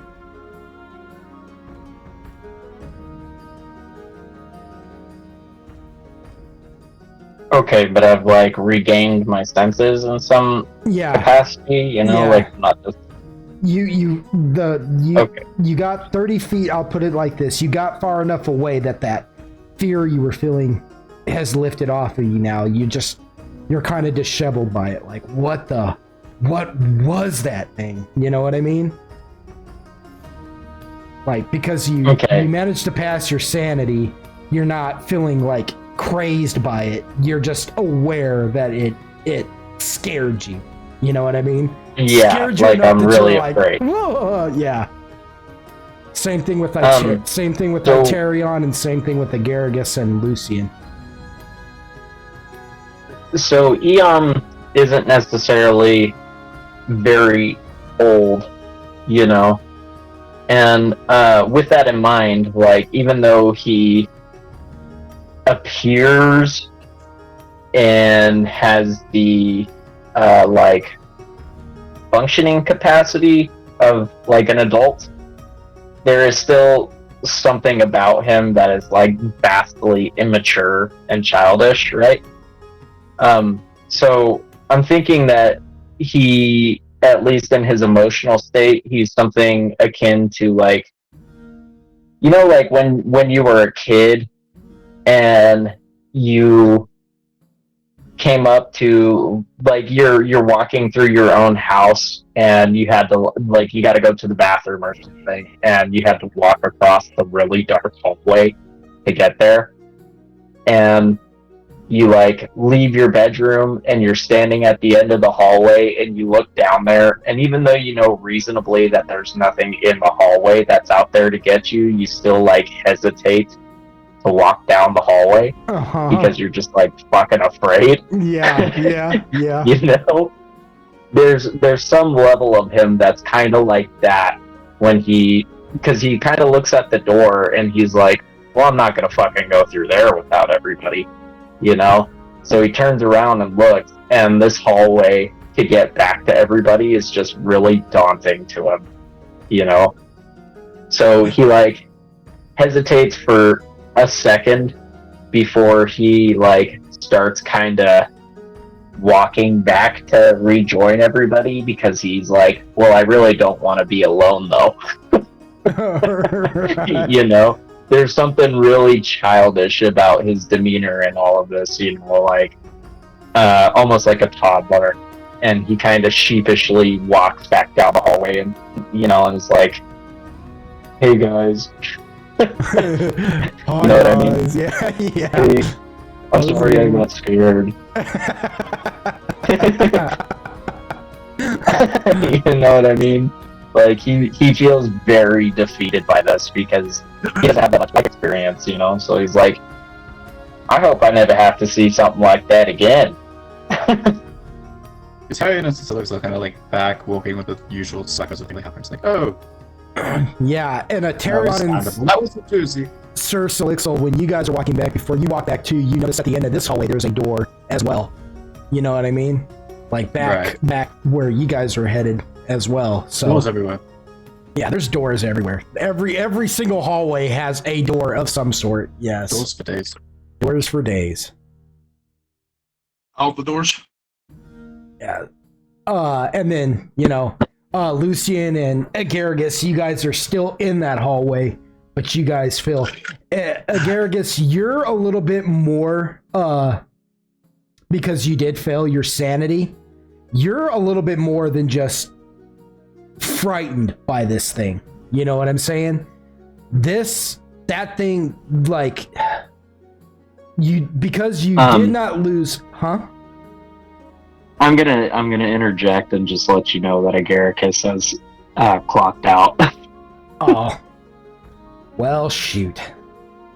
Well, that's fine. Yeah. I'll explain it to him later, but what I was gonna tell her is that she has a predilection of fear for it. Like, you guys got over it. You know what I mean? The rest of you got over it. The rest of you passed your sin.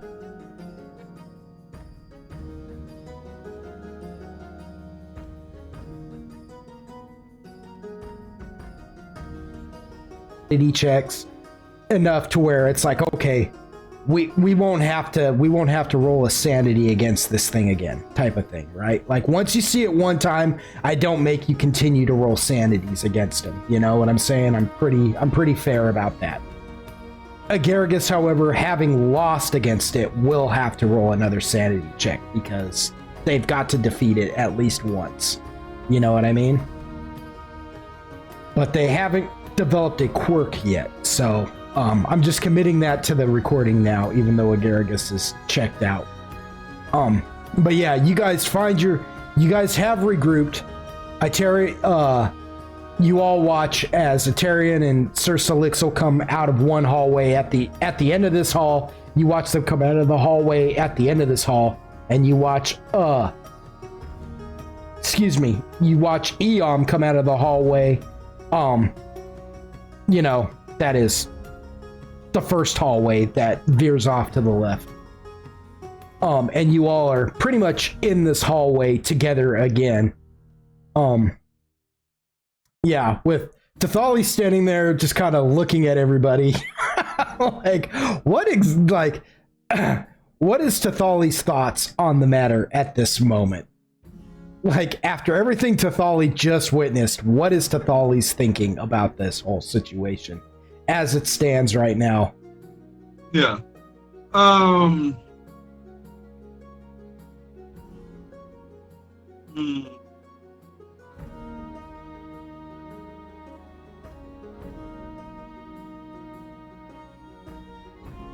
Probably like, what the actual fuck? But now she's curious to what's on the other side of that fucking wall. Yes. Like she heard the description and she doesn't believe it. Does that make sense? Yeah. Yeah. Takashi kind of explained what he saw, and she's just kind of like, yeah, what? Type of thing. Like, yeah. That exists? No, you really. Yeah. So she's mentally prepping herself to poke her head around the corner. Mm-hmm. There's a part of her that doesn't want to, but it's like, what the fuck is he on about? So does she want to go to the open doorway and roll a sneak and see if she can't just stealthily poke around the corner and catch a peek at this thing?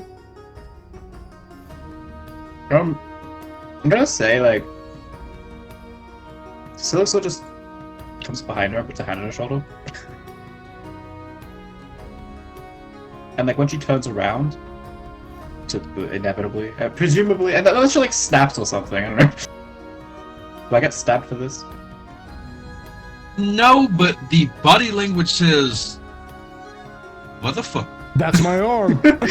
So it's like, out of your attention, though, she sort of takes her hand off your shoulder and just sort of, like, shakes her head. Like, she just shakes her head. She's just like, no.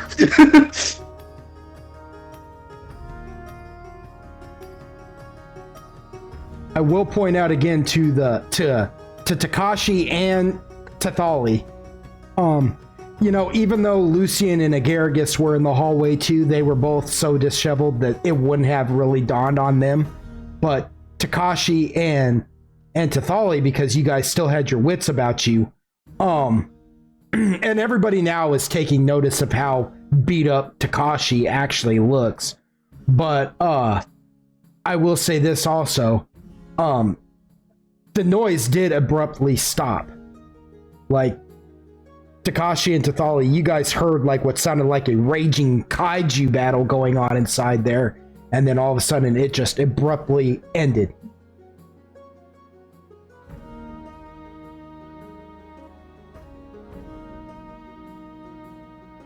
Yeah, that's what really has her attention, is like it just got quiet as fuck. It sounded like the kitty cat jumping on the bed, and then it stopped. I'm gonna look at the thought and be like, I look, if you look. Say less. Before she does that, she's like, I'm gonna have her roll a listen to see if she can hear anything. Okay. Alright. Go, yeah.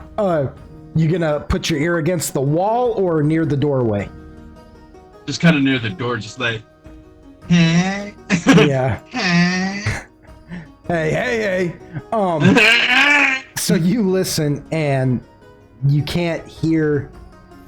You don't hear what everybody else heard. For one, you don't hear that loud, squishy thumping sound or any of that. You don't hear the sound of rustling or anything. The only thing you can seem to hear now is the sound of like dripping liquid. You know what I mean? And like every now and then, like you'll hear like a piece of wood like fall and hit the ground or something, like something's broken. You know what I'm saying? Like every once in a while, you'll just hear debris just kind of fall and just hit the ground, and the sound of liquid, dripping liquid. But you do not actually hear the sound of any like movement. Yeah. As Takashi described it to you earlier.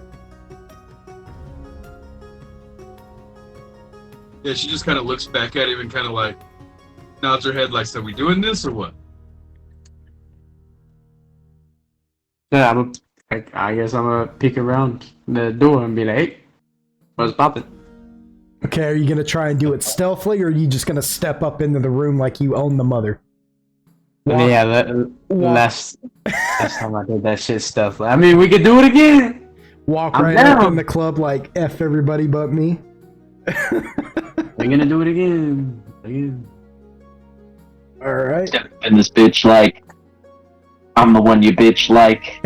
Oh my god, I only Yeah, but- rolled one higher than last time. I think. Well, before he walks around the corner, like I'm just gonna gently kind of graze his shoulder and cast Mage Armor on him as well. Nice. Okay, That's Takashi, plus 40 AC. plus 40 your AC now. Yes. All right, so yeah, Thali, you just kind of touch him, and this magical armor just forms on him. And Takashi, you peek in there, kind of like I'm looking, and you just kind of like trip over your own feet, just kind of stumble forward, like, and you're standing in the room, and it's completely empty.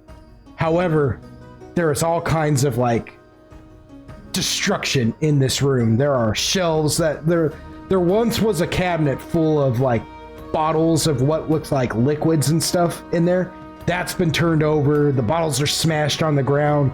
There are looks like there was a wood burning stove that's been crumbled like a Coke can, if you will, like an aluminum can, and the fire is just like completely like just cinders in there.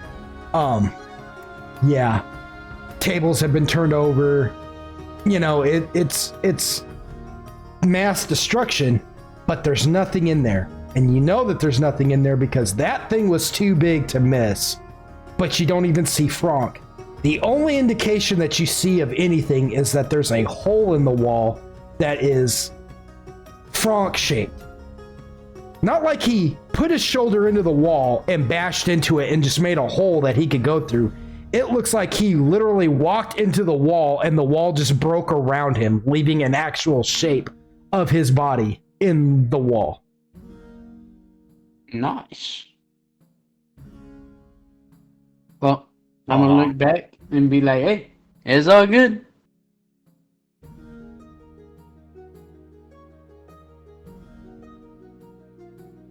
All good, you say? Yeah, Freaky Monster's not in here anymore. We're all good. Italian sort of like... No, you don't, no. Susalixil actually peeks around the corner. Sir Salixil, you see the same thing that he saw. Poking around the corner. You see the same thing that Takashi saw. It's just it looks like there was a fight that happened in here, and now there's not. And it's just a whole bunch of like destruction. Then she makes like a very slight gesture, and Eteria looks back as well. They just observe like the fucking hole and like the destruction. And just say, well, it's good to know that they doesn't expect us to keep things too intact.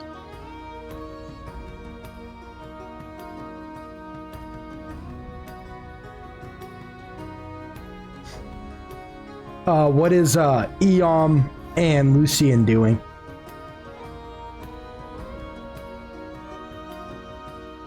I'm gonna say that Eom is just kind of quietly following everybody with his head kind of down.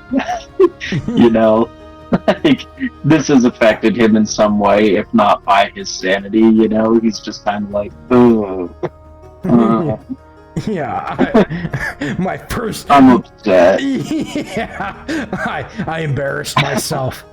The orc did better than I did in this situation. Exactly. That's precisely part of it too. You know, he's like, you fucking orc. Your orc saved the day. How could he do this? He cut down my tree. Can I pat Tree Man on his back and say it's all right? Yeah, He just you're kinda allowed to like- play as much D&D as you like. He looks at you kind of grossly, but he looks too, like, I don't know, defeated to even say anything cross against you. It's just kind of like... You hit an all-time low when something that you despise is cheering you up. Takashi, Yeah, he's trying to, you know. Takashi just hit you with the block, block. Ugly duckling. Block, block. How about you appear when we get back? What about Lucian? What's Lucian doing? Lucian is just kind of watching everything go down, wondering if he got Shelly killed. Nice. Even though Shelly's already dead. Yeah. Yeah. You know what though, Lucian, I am going to say now that you realize, okay, so one is, I'm going to just give you this too. You realize through that whole experience, you get a piece of information here.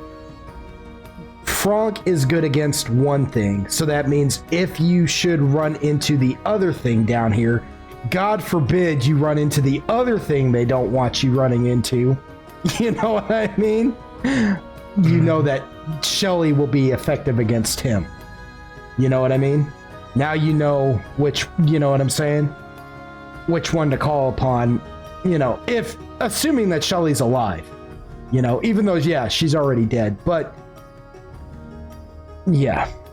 But yeah. The life from the death. What? Yeah. Yeah. Lucian's gonna check his pocket for the whistle and realize he ain't got it. And ask, Good job. who's got the whistle? Good job on killing the already dead person, asshole.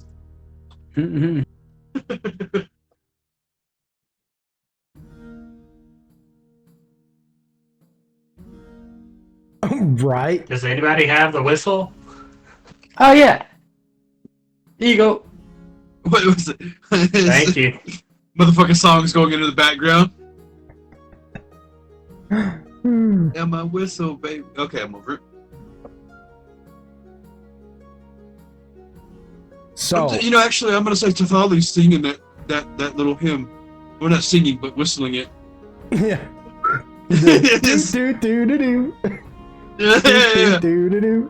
She's just walking around the room now, just looking for any signs. She's like, "See, no big scary monster. Y'all tripping." Yeah. Oh. Yeah. Yeah. With that, I'm gonna tell Catman. You can take the lead on the next one. I'm gonna tell Catman that we might be able to call the woman back piece. It gave me the option to when I used it. Oh, thank God. So as she's walking around, she's gonna see if anything kind of like stands out. Damn, I saw the other side of the everything. Yeah, at this level, no kidding. Yeah, so you get to looking around and stuff, and you I saw what's left of Shelly. You're like, I found the rest of Shelly, guys, over here. Boy, man, she was really working with what her mama gave her, because look at the chunk of this. No, but Baby got back. Yeah, I'm glad you knew exactly what I was I got you, bro. Yeah. I got you. But it's only one. It's only the half. Oh it's only no! The half. You You gotta give me the whole ham. Yeah. No, you just got the roast. Oh shit! Split roast. Fuck me. Yeah. But you do notice through the debris as you're looking around. You spot what looks like to be some kind of sigil on the ground.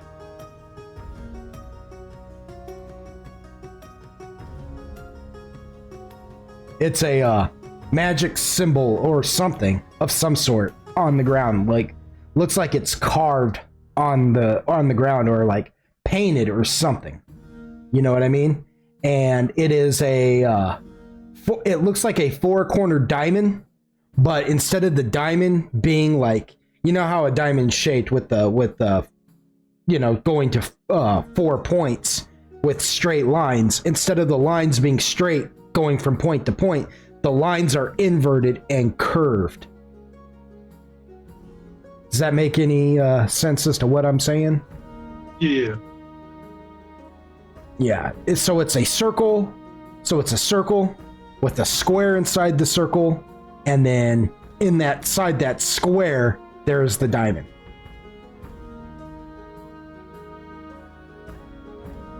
With the inverted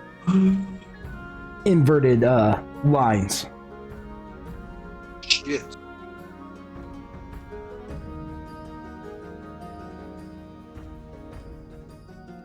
You know, if you guys want to, we can call it here, because I'm not even gonna lie, you just found a puzzle.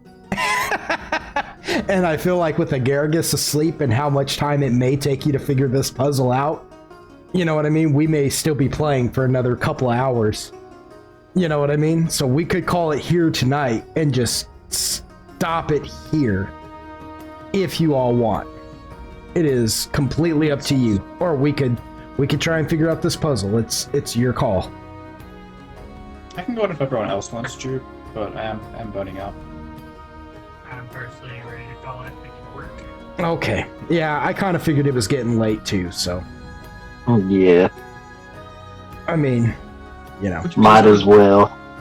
It's like midday. I will say though, like I am working on getting a different job where I'll be off on Sundays. So if and when that happens, I can stay up a lot later. Well, and you know, I am getting a second job, so we may be having to play this every other Saturday because I may be having to work Saturdays. Like, I already work Saturdays in the morning, but that's no big deal. But I may be, like, working later Saturdays, too. So, you know what I'm saying? So, I don't know how that'll work, but it'll be, if anything, it'll be every other Saturday. So, we may be only getting to play these sessions every other Saturday. You know what I mean? Until I can get my finances figured out. Yeah, and that's just something I have to do to keep my family afloat. So. Oh, yeah, good. But shit happens. Yeah. Yeah. What we gotta do? But with that said, though, yeah, we'll just call it here tonight. We'll leave you guys at this puzzle for now, and we will pick it up. Yeah, because you guys are still a ways away from finishing this basement, this dungeon, if you will. You know, so yeah, we'll just call it tonight and pick it up next session. With that said, I want to thank everybody at home who joined us for yet another session of Adventures in Loxos. And yeah, this was something else. I was not expecting you guys to run into this thing as quickly. I kind of well, never mind. I half expected you all to do something else, but y'all didn't. And I was like, huh, that's funny. And, well, you know what though? And that's not me complaining. That is the DM curse right there. When you're creating something, don't ever create it with like thinking, okay, they'll do this. So, you know what I mean? Just, yeah, you gotta create it being like, well, if they do this, I got this set up. If I do this, I got this set up. Precisely. Just pray they pick one of them. Yeah, precisely. Well, however, though, you know. Only from the picking none of them. Yeah, well, yeah, that's what's funny, and yeah, that's what's funny about this is because I did not expect you guys to get into this room as early as you did. So that's interesting. With that said, though, which, yeah, considering the way I have it set up, you guys might have bypassed this whole encounter altogether, but you didn't. So that's funny. I had a good time. Yeah. I love low level D&D. It's chaotic. I love low level D&D. Yeah. It's chaotic. Yeah. With that said, though, okay.